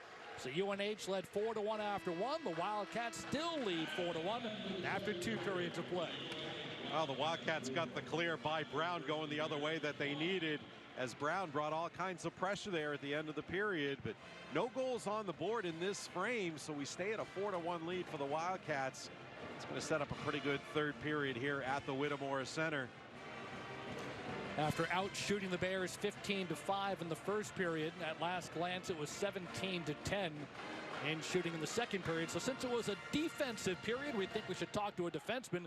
And so Wildcat captain Anthony Wise is downstairs with Natalie. Thank you, Mike. Anthony, a lot of offensive opportunities for the Wildcats this period, but no change in score. What do you need to do to turn these shots into goals? I think we just need to get more traffic in front of the net. Goalie's good, so we need to screen them, and then try and create second chances on rebounds. And this is a big third period coming up. Your team has a hard time putting games away in the third period. Brown's going to come out strong. What do you need to do to hold the lead? Just play our game. When we play our game, we're confident in who we're playing. I feel like sometimes in the third, if we have a lead, we kind of get away from it, and that's what hurts us. Thank you, Anthony. Good luck. Back to you, Mike. Thanks, Natalie. Wildcats leading after 2 periods this season. 4-3 after yesterday's win. They're ahead by 3. We've got scores, highlights, and more coming your way next. Energy is about more than just keeping the lights on. It's about living life. We're there when you flip the light switch, and we're there when you turn up the thermostat. But we're not just a utility company. We're residents, citizens, neighbors, parents, friends, teammates. And to keep our community going, we're here to get the job done, because we all need energy. Unitil, your utility, your community.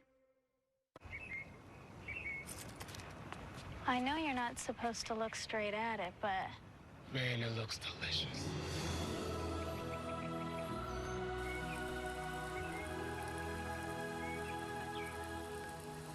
Nothing like getting a run in early while the sandwich is just coming out. You said it. Get ready for a whole new way to start the day at Dunkin'. Introducing the great-tasting plant-based Beyond Sausage Sandwich.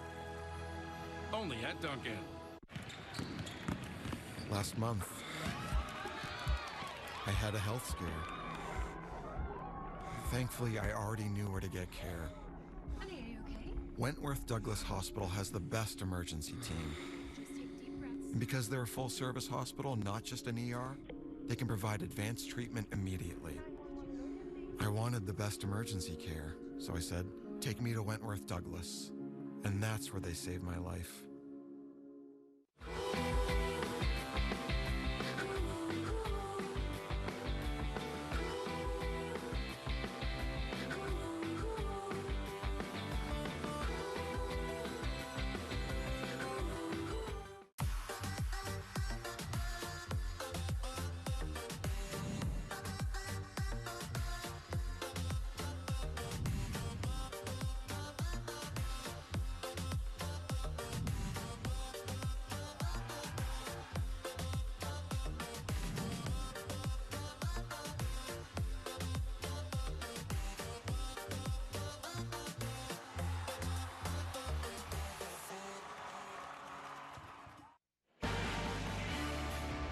And look at Gnarls as it's youth night here. A couple of youngsters just took part in the between periods promotion. So many people make UNH a special place. Case in point, Jerry Lundholm and Harriet Forkey. They are the winners of the 2019 Hubbard Family Award for service to philanthropy.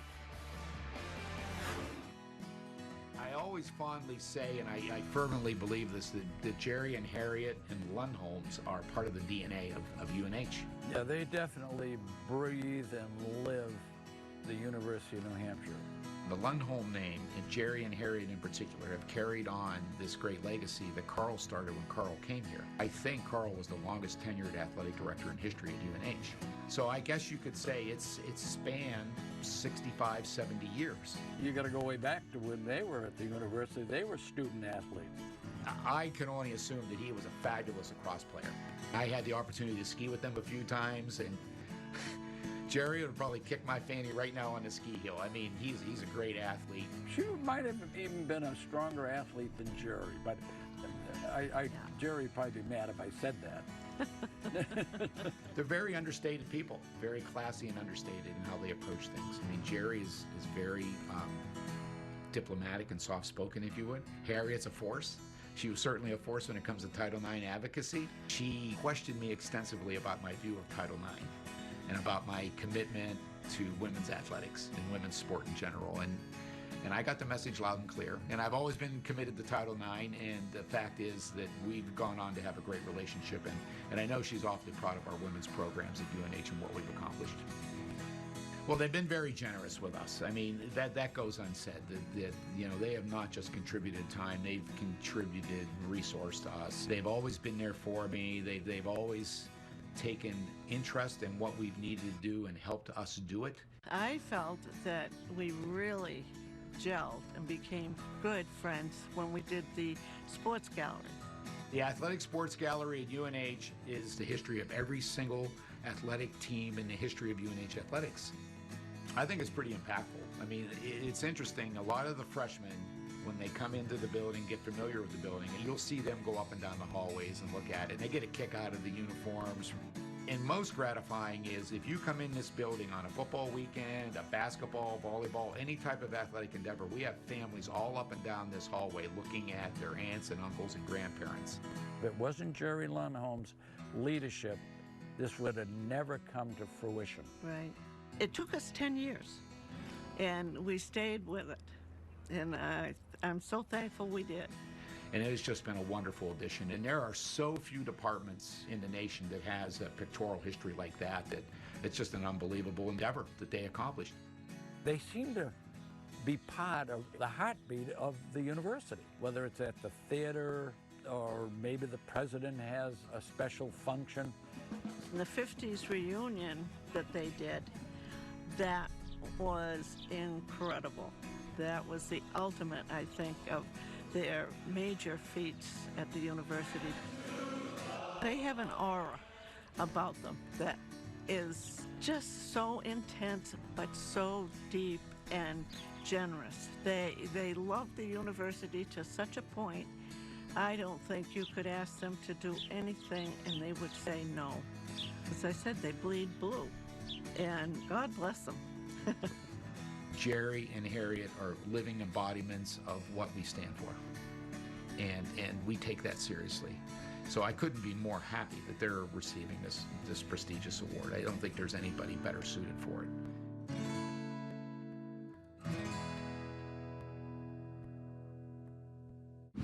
Mom! Yeah? I fell. Okay, there's bandages in the cabinet. I'm bleeding. Grab 2. Sheba, what cats want. I finally got to start my career, except that I was spending thousands of dollars on interest on my student loans and I needed to refinance. And then I found Credible.com. Within just a few minutes, I had actual rates from lots of lenders. Now I'm saving thousands of dollars and I'll be out of debt much sooner. And I can focus on my future. It was so easy, I wish I had done it years ago. Visit Credible.com to see how much you could save on your student loans. Tuesday, Nesson's analysts throw down the gloves and take on the hottest hockey debate of the week, with Jack being his most Blackjack. So what? Bruins pregame shootout, Tuesday at 7 on Nessun. Presented by Awaken 180 Weight Loss, the long-term solution for weight loss. Losing weight doesn't have to be difficult. Real people who have had real results with Awaken 180. From local personalities and restaurateurs to your neighbors here in New England, Awaken 180 is the proven program for weight loss, combining nutrition, science, and coaching to help reclaim your life. A historic moment here on After Hours. Our first guest, Brad Marchand. I want to know a little bit about your baseball background. I played a little bit as a kid in Little League. I was terrible. Kevin Garnett's going to co-star with you in this movie. What goes through your mind? I'm going to look smaller in this movie, no matter what angle we shoot from. I was just saying, Nessun's my sports feed on my phone. I mean, I'm with you guys all the time. Nessun After Hours, presented by People's United Bank. Weeknights at 10 or after the Bruins postgame on Nessun. Covers the puck. Bergeron to Marchand. He scores! See it the first time, last time, or one more time. With 2-hour replay every game night on Bruins in 2. Presented by Johnson & Wales University Online. Don't blink. 2 goals in 18 seconds. Halfway through the season, your Bruins are at the top of the division and hunting for more as the black and gold track down the Predators in Nashville. When All-Stars go head-to-head, David Pastrnak of the Bruins and Roman Josi of the Predators. Can Pasta and the Bees inch closer to the NHL's best record with the win against the Preds? Bruins, Predators, Tuesday at 7 on Nessun. Then the Bruins face the Jets at home before a 3-game road trip. Mike Murphy, Pete Webster at the Whittemore Center, New Hampshire. A 3-goal lead, looking for its first back-to-back win since November 2nd and 10th. Let's take a look at some of the highlights of the second period. Well, it was the Eric McAdams story here to get started in this game as he takes one right off a face-off, goes right into the crease, tucks it home, 1-0 Wildcats, and he follows it up with a second goal here. Look at him drag this back a little bit and flip it past the goaltender. That was Gavin Nieto who started this game. Then here's Eric Esposito going upper 90s, far side, second night in a row. He scores a goal similar to that. And Brown getting one back on their own power play. Bradley Coca picks up a goal. And here's a dirty goal scored by Patrick Grasso. That's in the power play back in the first period as well. And the Wildcats had the 4-1 lead. There's a look at it, all sized up. A couple of special teams goals for UNH and the one for Brown. But the Bears trying to put a stop to a 5-game skid. Will need to rally as they did 2 years ago here when they scored 4 in the third. Right now they're down 4-1 after 2 periods of play. We'll continue with our intermission report next from the Whittemore Center here on Nessun.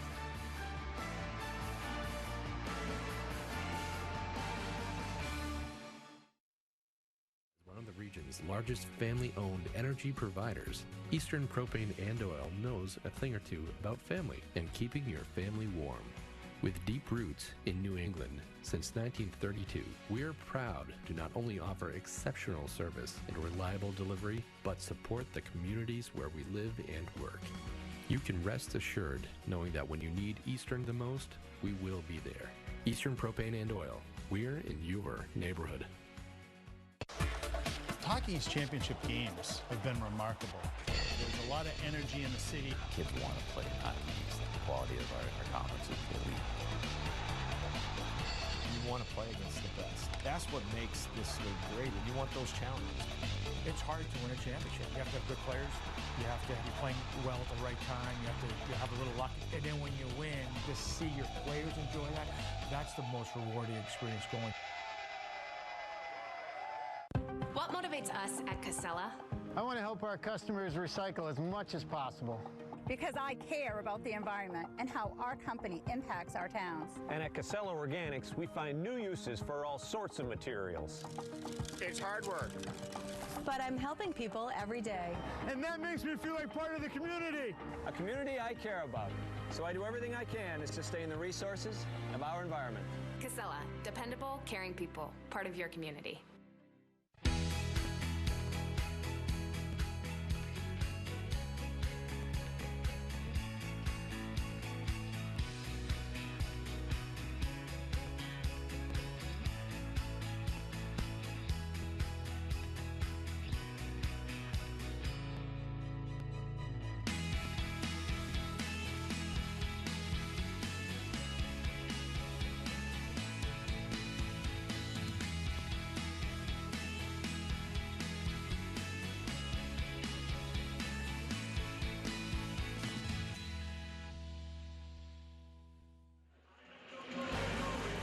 Time for a live stat update. It's brought to you by UNH Analytics and Data Science.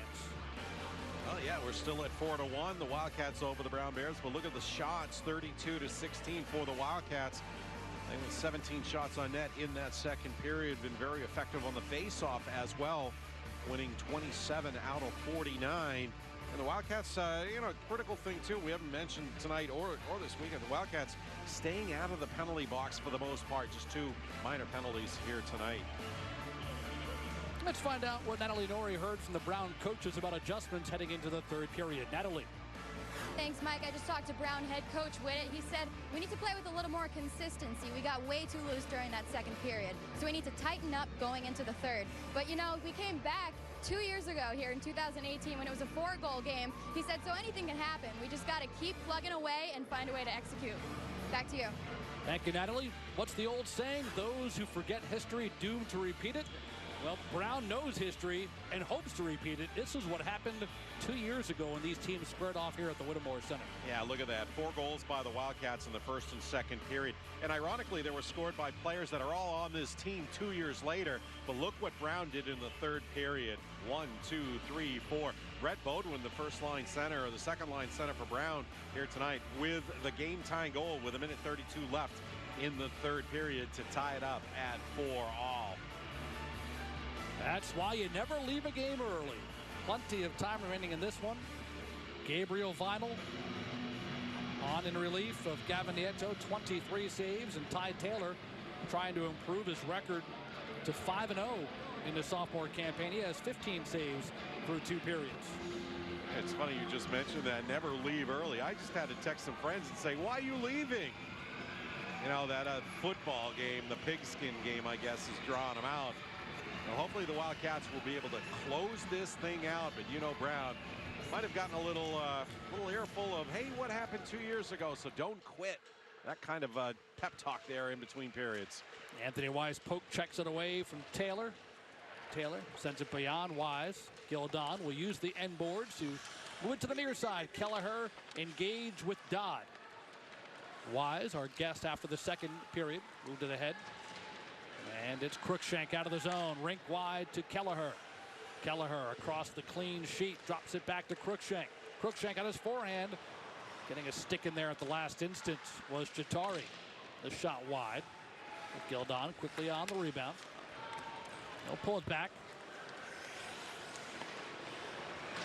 Banks it for Stevenson. Lifts off glass. Stillwell for Jatari. Maloney will move it up farther, and then it's sent by Taylor to center. Yeah, that's a lot of work by Brown just to dump it out to center ice and have the other team regain and drive it back down behind your defense. Stillwell overskates the puck, but Blackburn can't control it. Stevenson pokes it away from Stillwell, has it on the half boards. Stevenson reverses direction. Gets to Verrier at the point. Now McKinnon in deep. McAdams with the bouncing puck. Tied up by Jatari. Stevenson kicks it ahead. Bodwin joins the play. Jatari grabs the puck. Goes high off glass. Bouncing by Taylor, and this will be an icing against the Bears. 1:41 into the third. That's outstanding forechecking there by the Wildcats line. Putting all kinds of pressure on the Bears defense, and all Brown can do is ice the puck down there. Sipping is believing. Come into Dunkin' and get $2 medium lattes and cappuccinos from 2 to 6 p.m. America runs on Dunkin'. Price and participation may vary. Limited time offer excludes signature lattes. Off the draw, it's Dodd bringing it back. Goes across the way, still in the zone. But Brown will pull it back. Jatari tries to throw it through. Collision leads to a takeaway. Angaras. Shot. Vinyl gloves it. Yeah, Brown getting a little sloppy on that first pass, trying to get it out of their own end. And UNH right there to make something out of it. Koi Sato streaking in there looking for any kind of rebound. Patrick Grasso out on that line as a power play goal tonight. Looking to maybe take the draw from Angaras and get a bit on net. Face-off win. Erickson's shot got a redirect. Went wide. Mass. Quick pass to Grasso. Snaps it wide. Rebound. Angeras trying to stuff it home. Whistle blows even though the puck is visible. But what an effort on that near post by Gabriel Vital. Yeah, there was Kohei Sato banging away at it. And Vital made the initial save on that. There it is right there. And we could see the puck flying out there, but the referee lost sight of it. He was on the far side. So no fault to the man in stripes on that one. A great look from the overhead cam as Vital denies Angeras before he gets assistance from Ninasari tying him up.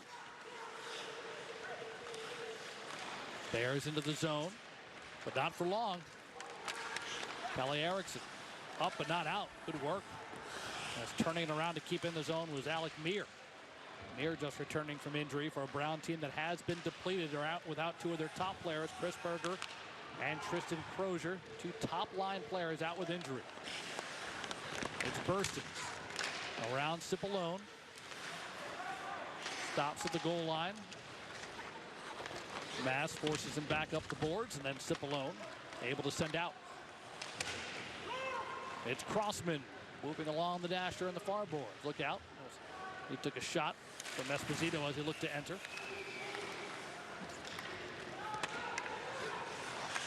Gildon trying to pull off the boards, but the forecheck of Russell keeps this alive for Plessy.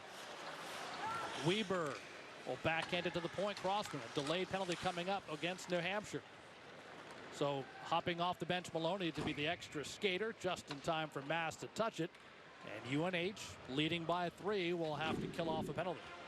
Yeah, Eric Esposito is going to get a hooking call right there. He'll head to the penalty box for the second time tonight, his second hooking call. He pulled down Nathan Plessy, the fourth line left wing freshman from Salmon Arm, British Columbia. Big power play coming up for Brown. Face-off win, and then McKinnon sends it down the ice.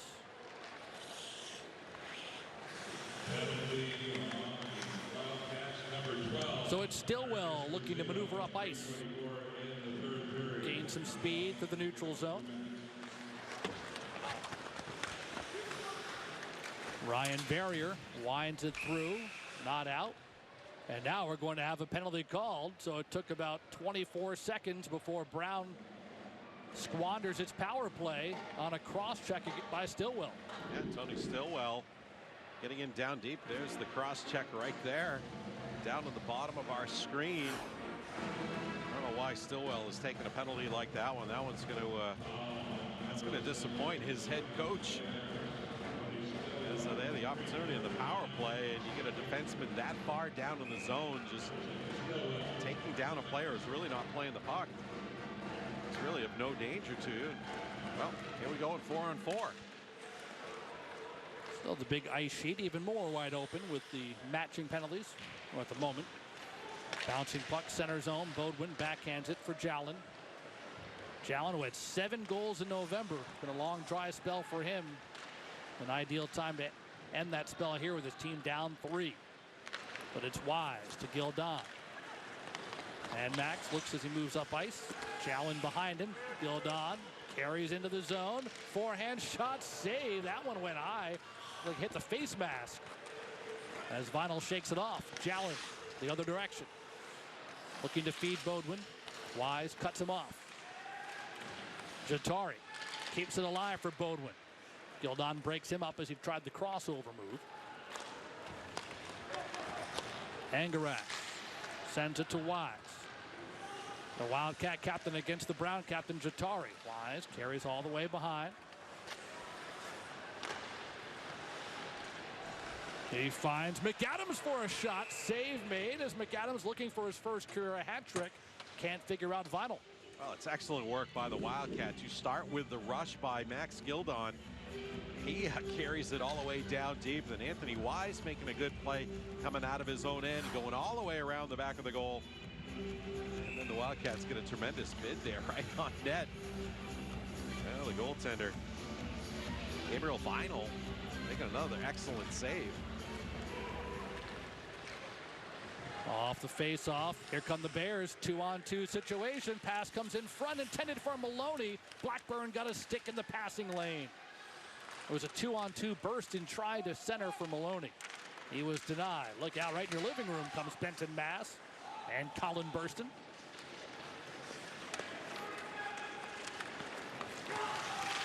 Burston keeps it alive. Comes out to the point. There's a snapper high and wide.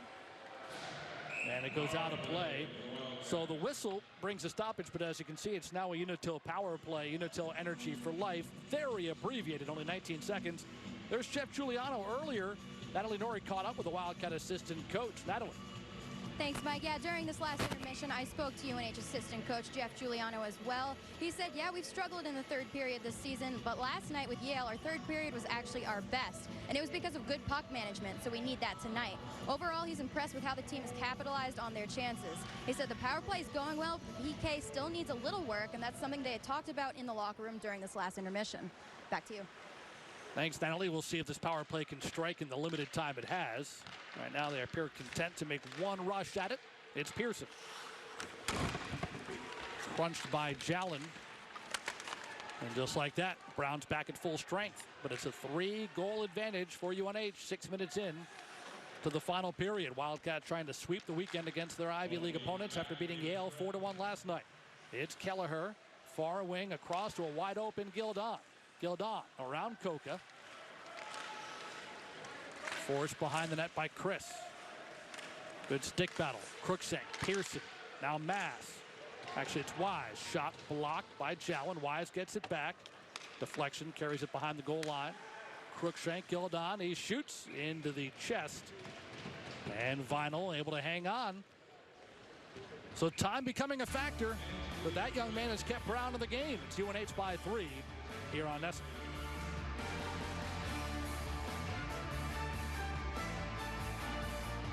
You went to college? You're smart. So why are you getting ripped off on your student loans? At Credible.com, we've helped tens of thousands of people save money by refinancing their student loans. In 3 minutes, we'll get you actual rates from multiple lenders. We could save you hundreds of dollars a month by refinancing to a lower rate. Don't get ripped off on your student loans. Let's focus on your future, not your debt. Visit Credible.com and in 3 minutes, see how much you could save.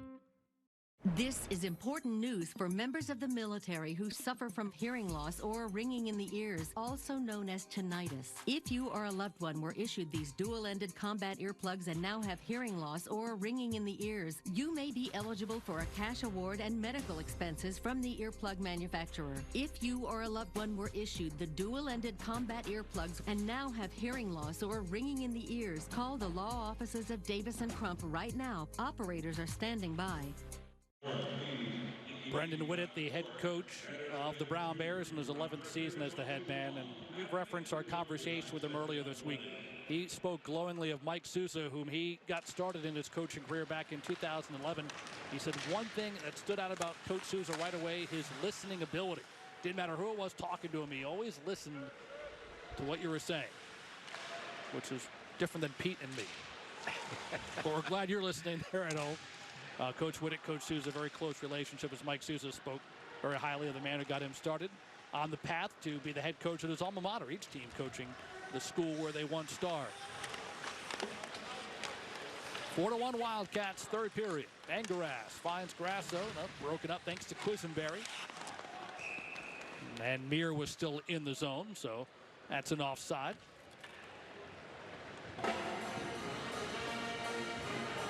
Well, the Wildcats have to do exactly what head coach Brendan Whittet wanted his team to do as well. Consistency, good puck management. And maybe even UNH, I'm sure they'd like to score more goals, but maybe just dull it down so that Brown doesn't get any opportunities and just skate away with a win. Nick Adams has 2 of the Wildcats' 4. The thing about UNH is they just suffocated Brown. Here in the third period, the shooting differential continues to grow. 5-0 shot advantage in the third for the game. It's 37-16 Wildcats. I think Brown is, feeling the effects of not having 2 of their top players, top forwards, in the lineup here as well. Ferrario on the far side Brown has one more game against Hockey East competition. They lost to UMass in their final game before the break. And then they go to Boston University in 4 days to meet the Terriers. Wildcats, this is their final non-conference game of the season. All Hockey East and Northeastern next week. A rematch of the game from Belfast as the puck goes out of the zone for an offside. Yeah, from after this game, it's all Hockey East competition for UNH. You mentioned that rematch from Belfast, Northern Ireland.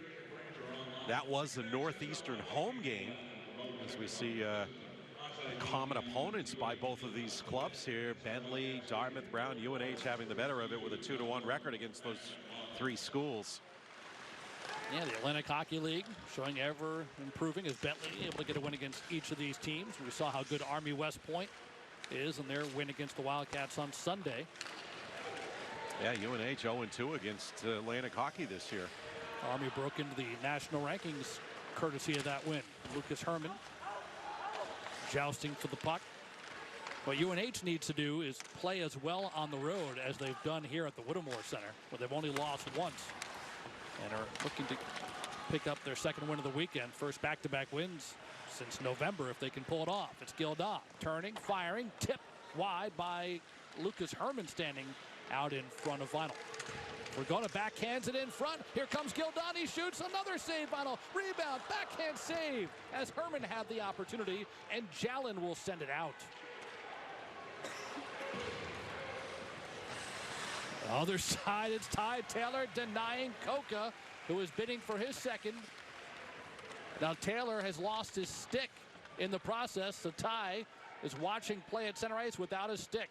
Trying to capitalize. Jatari shoots, and it's a shoulder save by Taylor. It's batted out of midair, out of the zone, and so the Wildcats will get the icing call, but for Taylor, he'll be able to go grab his stick. Well, Ty Taylor's defense was a little too far away from him to actually make communication to get that stick back. But here's the flurry by the Wildcats. They look like they bring 5 Wildcat players in towards the crease. Gildon with the best opportunity. Save made by Vinyl, and here you come the other way. And Coca, who already has a goal tonight, tries to get a break-in bid, but Ty Taylor, again, outstanding down low. And that sequence we saw on the other side, it was Vinyl, and then he got some assistance as it appeared to pinball off both Bodwin and Chris before Taylor made the fine stops on the other side with and then without stick. Just about midway through the third, Gildon sends it up and just out because Stillwell could not settle it down. Jatari angles around Crookshank, plays off the boards, hit the linesman, but recovered. Looking to center is Plessy. Instead, it's UNH with Kelleher. This pass finds Crookshank at the line. Bouncing around, Plessy chips to the UNH zone. Only to see Crookshank gather it in. Crookshank gains the line. Pearson. He dangles, tries to go cross ice, sprawled out, blocked by Ferrario. Verrier goes behind the net. Pearson. McKinnon to Verrier. Wrist shot. Vinyl gloves it. And 9:36 left here in the third period. A 5-goal first period. We still have only those 5 goals on the board, 4 in favor of the Wildcats.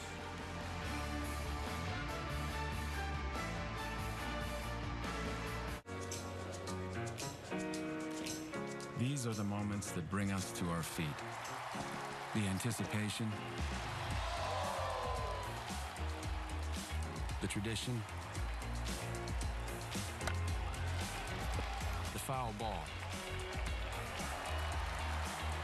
the 15 seconds of fame,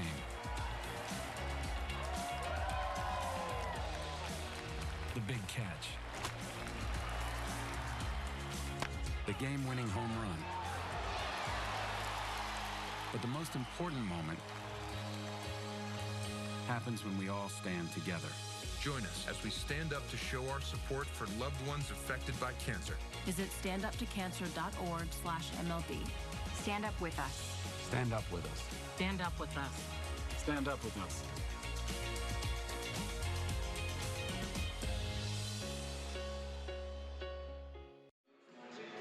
Well, Ty Taylor looking to pick up his second win of the weekend, and no one is happier about the results than his head coach Mike Souza. Let's get more with Natalie.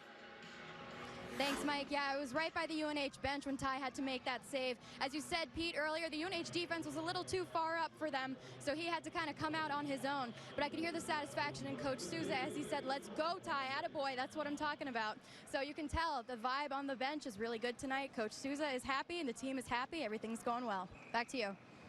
Thank you, Natalie. And, even Mike Robinson, who hasn't played this weekend, he is definitely thrilled for Taylor. Those guys lift each other up. Joe Lazaro, the third goalie as well. It's a tight-knit group and one that's playing at a high level here as we enter 2020. Angaras, a wrist shot. A save made. Puck's loose. Well, Wildcats just can't find a way to get it by Vinyl. Well, they just can't. Vinyl's been a story here for Brown, keeping him in the game. As Wildcats keep firing vulcanized rubber at him. Yeah, they got one goal. That was Grasso's power play tally. And here comes Grasso on the left side with Angaras. Back to Grasso. It's hopped over his stick. So it's Benton Mass in the high slot just wide. Off to Karam. Sprawling out is Vinyl. He's diving everywhere. The puck is in the net. The Wildcats score. It's 5-1. Oh, it had to happen. It was bound to happen. Just all the pressure UNH was putting on the Brown net. Time after time, it looks like Patrick Grasso. Look at him trying to sneak it in. Actually, that was Philip Engaras trying to sneak it into that one. And then finally, it just dribbles up and over. Wildcats do get the final bounce. Looked like Final made the initial save and then possibly kicked it in. Well, two goals for Grasso tonight, though. That'll make that young man and his coach and the rest of the team very happy. Talk about your greasy goal. I mean, Wildcats, Angaras, Grasso, they're doing everything in their part. And Vinyl's throwing every body part possible to keep the puck out. But Grasso breaks through for his second of the night. So Grasso 2, McAdams 2. Esposito had his second of the weekend. And it's a 4-goal advantage. Wildcats, as Gildon lost the edge. It's an odd man rush to the way 3-on-2. Taylor from the left side, shot blocked by Wise. So here's Gildon. Lifting it near side as he knew he had Blackburn in the vicinity. Crossman's there first. Stevenson looks to chip forward. Only to have Maloney send it the other way. Behind the Brown cage, Crossman. Taken away by Esposito.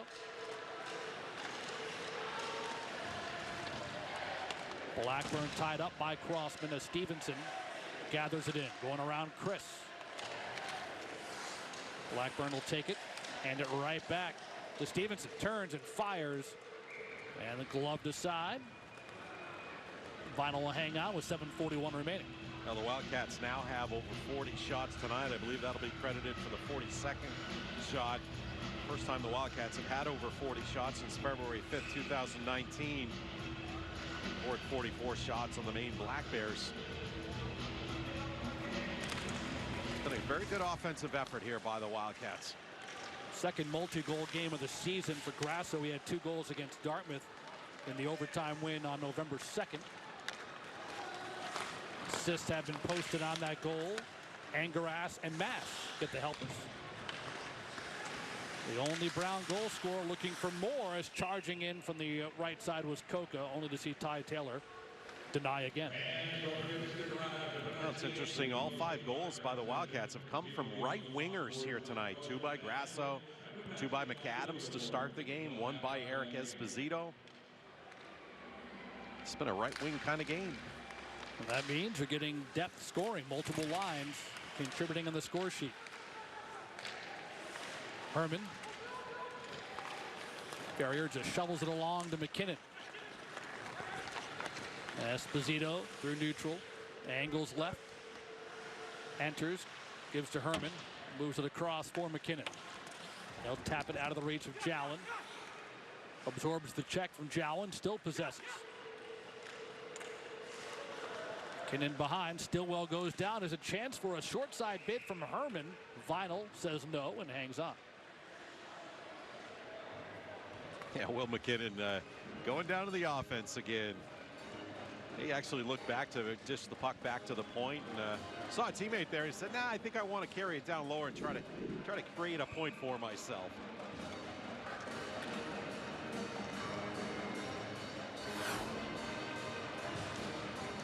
Face-off win. Erickson, near side mass. Kelleher chips it forward, trying to find Pearson and thread the needle. Isn't it something that Charlie Kelleher would be the answer to your question of which right wing has yet to score?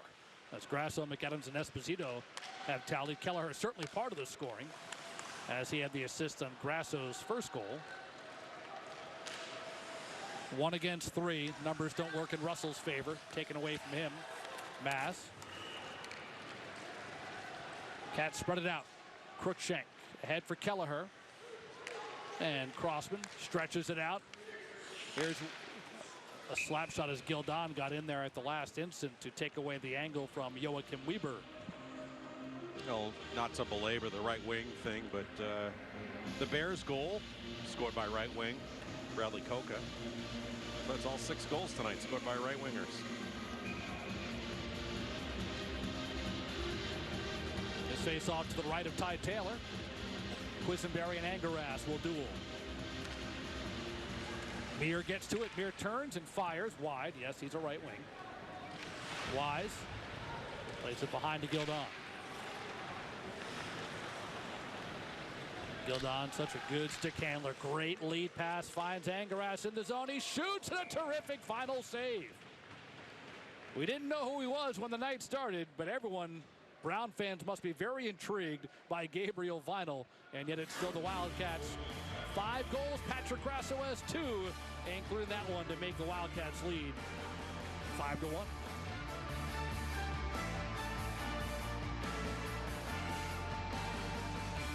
Hey, buying a car from Vroom is so easy. All you need is a phone and a finger. Just scroll through amazing hand-picked low-mileage cars, then tap to buy. That's it. No sales speak, no wasted time. Just straight up great cars, each with its own Carfax. Right from your phone to your driveway. Thousands of cars priced below market value. Go to vroom.com and pick your favorite. Oh yeah, she digs it. NESN's coverage of Hockey East is presented by Rockland Trust Bank, where each relationship matters. A BU Terrier becomes a Boston Bruin. It just all happened so fast. Charlie McAvoy, My Story. Monday, January 20th at 8 on NESN. Presented by BuyAToyota.com.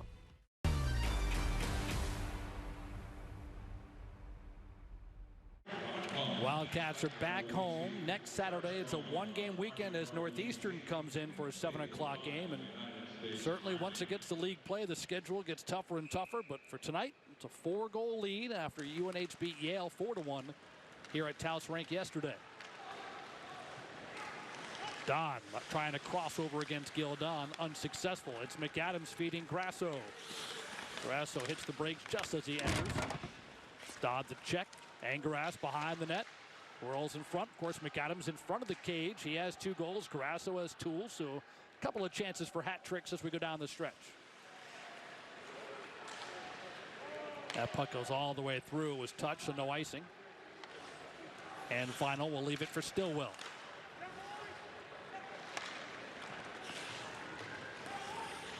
Into the Wildcat zone goes Taylor. Justin Fragona. Poked off the stick of Stevenson, but there is McKinnon to send it deep. Fragona to it first. Out of the reach of Chris. Crossman ties up Blackburn. So it's Fragona against Chris on the left boards. Up, not out. Wrist shot Verrier. Just past the glove of Vinyl. Callan gets spun around by Blackburn, so it's center ice. Thrown off Chris's helmet by Verrier. Fragona with the check against Chris. Crossman to it, far side of his own zone. Goes rink wide to Jalen. Jalen drops it for Bodwin. Crossman throws it off the kick plate to the right of Taylor. It's Fragona. Trying to get out of the zone, successfully does as we go under 4 minutes. Bodwin still playing hard. Cut off by Mass. The Bears are playing hard. They're playing tough here going down the stretch, but UNH very tight defensively and still throwing everything towards the Brown net. Bodwin to Herman. He's onside. Sidesteps the hit from Ferrario. Changes direction, looking for reinforcements. McKinnon, slap shot. Knocked down as that one went up near the jaw of Vinyl.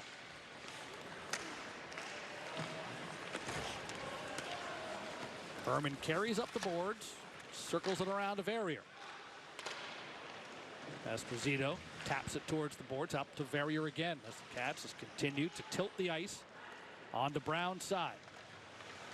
That's the fourth line out there for UNH, and they've played very, very well here tonight. Lucas Herman with the puck here. He's a big guy. He's getting more and more confident with the puck and playing in this UNH system. 12-2 shot differential in the third period, making it 44-18 for the game. It's about as complete a performance as you'll find. 2:50 left. Russell. McKinnon trying to keep him away from the goal, successful in doing so. Plessis chips it forward, but the check of Cipollone denies him access. Quisenberry.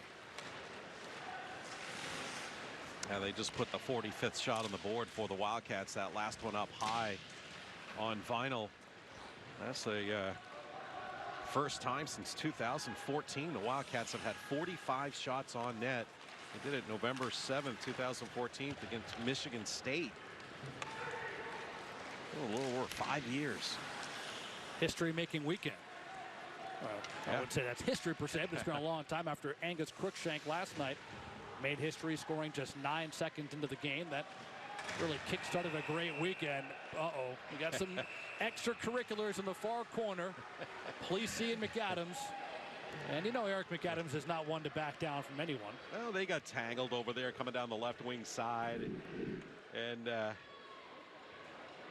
just kind of watches McAdams getting all tangled up with Plessis. And, well, I think they threw each other to the ice.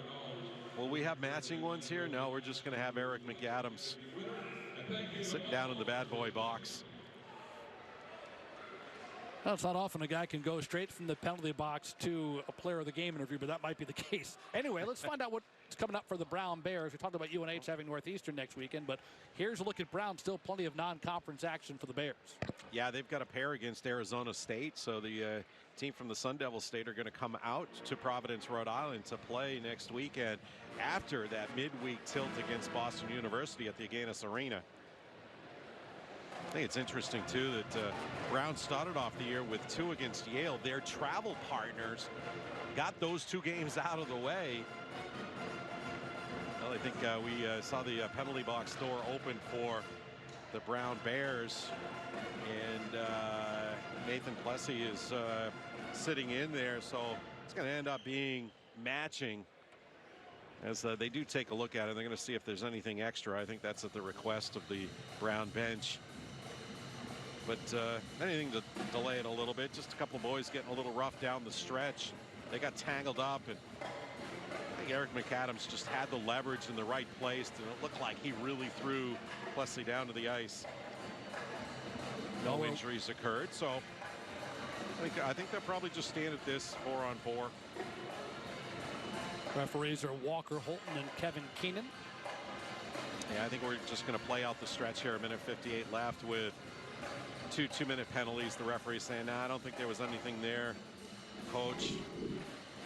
Just watch it again down in the upper part of your screen. It may have been more of Eric McAdams. Well, let's see if the retaliation might have occurred. Perhaps after the replay we saw, Plessis might have tried to get some revenge. Regardless, it's 4-on-4 for the remaining 1:58. This win will end a stretch of 8 straight games with the Wildcats alternated. Win-loss, win-loss. Brown would love to alternate. It's been a while since they've found a win. This will be a 6th straight defeat. Stillwell moves in. At the half boards, hands off Maloney. Maloney plays into the slot. Stillwell shot hit the pipe. A follow-up shot. I said still it was Jatari, and Jatari's follow-up is gobbled up by Taylor, so it's been that kind of night for the Bears. Yeah, they rang one straight off the post. Just watch this. Well, maybe it was just a straight-on save by Taylor. I didn't hear the clang. See it on the overhead. Yeah, it did clang right off the post. It was more of a thud. Tyler gets spun around like a cyclone. Made the save. He's on it. He doesn't really know where the puck is. But when you're hot, you're hot. Well, it'll be very interesting. Only one game next weekend, whether it's Taylor or Robinson who gets the call. A lot of practices between now and then. The tie will stay undefeated. He'll improve to 5-0. Esposito, 1 goal in each of this weekend's 2 games. Intent to possess. McKinnon, one-timer, blocked in front. Jatari went down. And McKinnon. 4-on-4 here for the final minute for Gona. Moves in, forehand, blocked. Out of play. Oh, yeah, it is out of play as the puck bounced back in. All right, time for us to recognize our Service Credit Union player of the game today. There he is. That's the player of the game box, Eric McAdams. Show your Wildcat pride. Get the official debit card of the Wildcats. Open your Service Credit Union checking account at any branch, including the one inside Wildcat Stadium, online or by phone 24/7. Learn more at servicecu.org/Wildcats. So congratulations to Eric. We'll be honored. We will not interview him after the game. We'll certainly talk to Mike Souza, the head coach of the Wildcats, here in about 45 seconds or so, give or take. Handshakes between Souza and his good friend Brendan Whitted.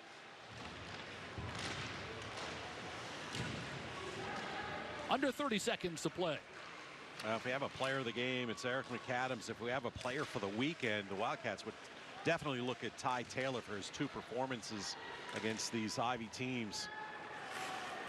He has been outstanding. Great for him. Great for his confidence. He had a span of 8 games where he didn't see any action, but then played against Merrimack College and got, I think he got the victory in that game. That was the one here at the Whittemore Center as the final buzzer sounds. There's Ty Taylor. 2 wins this weekend. He was backed by a 4-goal outburst in the first, and then Grasso added 1 in the third. And the puck stayed on the Brown side of the ice an awful lot, but for Ty Taylor, a tremendous weekend. 5-1 is the final. UNH earning its 10th win of the season. Wildcats are 10-8-1 overall, and Brown slips to 3-11-0 on the season. Nice to see that as well. Gavin Nieto, who had a real difficult first period, coming over to congratulate Gabriel Vinyl in his college debut. That'll be just a footnote here, but it was a fine effort by Vinyl in relief. Yeah, good respect to Nieto. He got pulled in last year, or the game 2 years ago here at the Whittemore Center, so not his favorite place, but he, you know, championed his effort of his backup and showed good sportsmanship there. And, you know, it's all about those teams in the locker room being together no matter who makes the play and who gets the win. Well, the win goes to the Wildcats, and the Victoria's head coach Mike Souza is with Natalie. Thanks, Mike. Coach, 2nd win of the weekend. Congratulations. You must be pleased with the level of effort starting from the net and working out to offense. Yeah, I thought it was a good team effort. We came out, we played on our toes tonight. We talked about that. Trying to win a weekend, it hasn't been easy for us to do that. So I was proud of the team tonight. And Eric McAdams came back after missing last night's game. Didn't seem to miss a beat. What can you say about his play? He's played well over the last stretch here, probably 6 or 8 games. So it was good to see him carry that into tonight's game. He's a tough kid, hard-nosed kid. He gets rewarded tonight with 2 goals. And what do you take away from this weekend moving forward, knowing that the majority of your remaining games are Hockey East? Yeah, all Hockey East from here on out. You know, it gets tough here. Everything matters. I mean, 8 teams make the playoffs in our league, so you know we're going to need to be at our best down the stretch here. But you know what? I thought this weekend was a good building block for us. Thanks, Coach. Congratulations. Back to you, Mike. All right, thank you, Natalie. The Wildcats make it 2 wins in 2 nights here at home. 5-1 the final. Next week, Northeastern comes into the Whit for a Saturday night game. That's going to do it from here. For Natalie Norrie and my partner, Pete Webster, this is Mike Murphy thanking you for tuning in to UNH Hockey right here on NESN.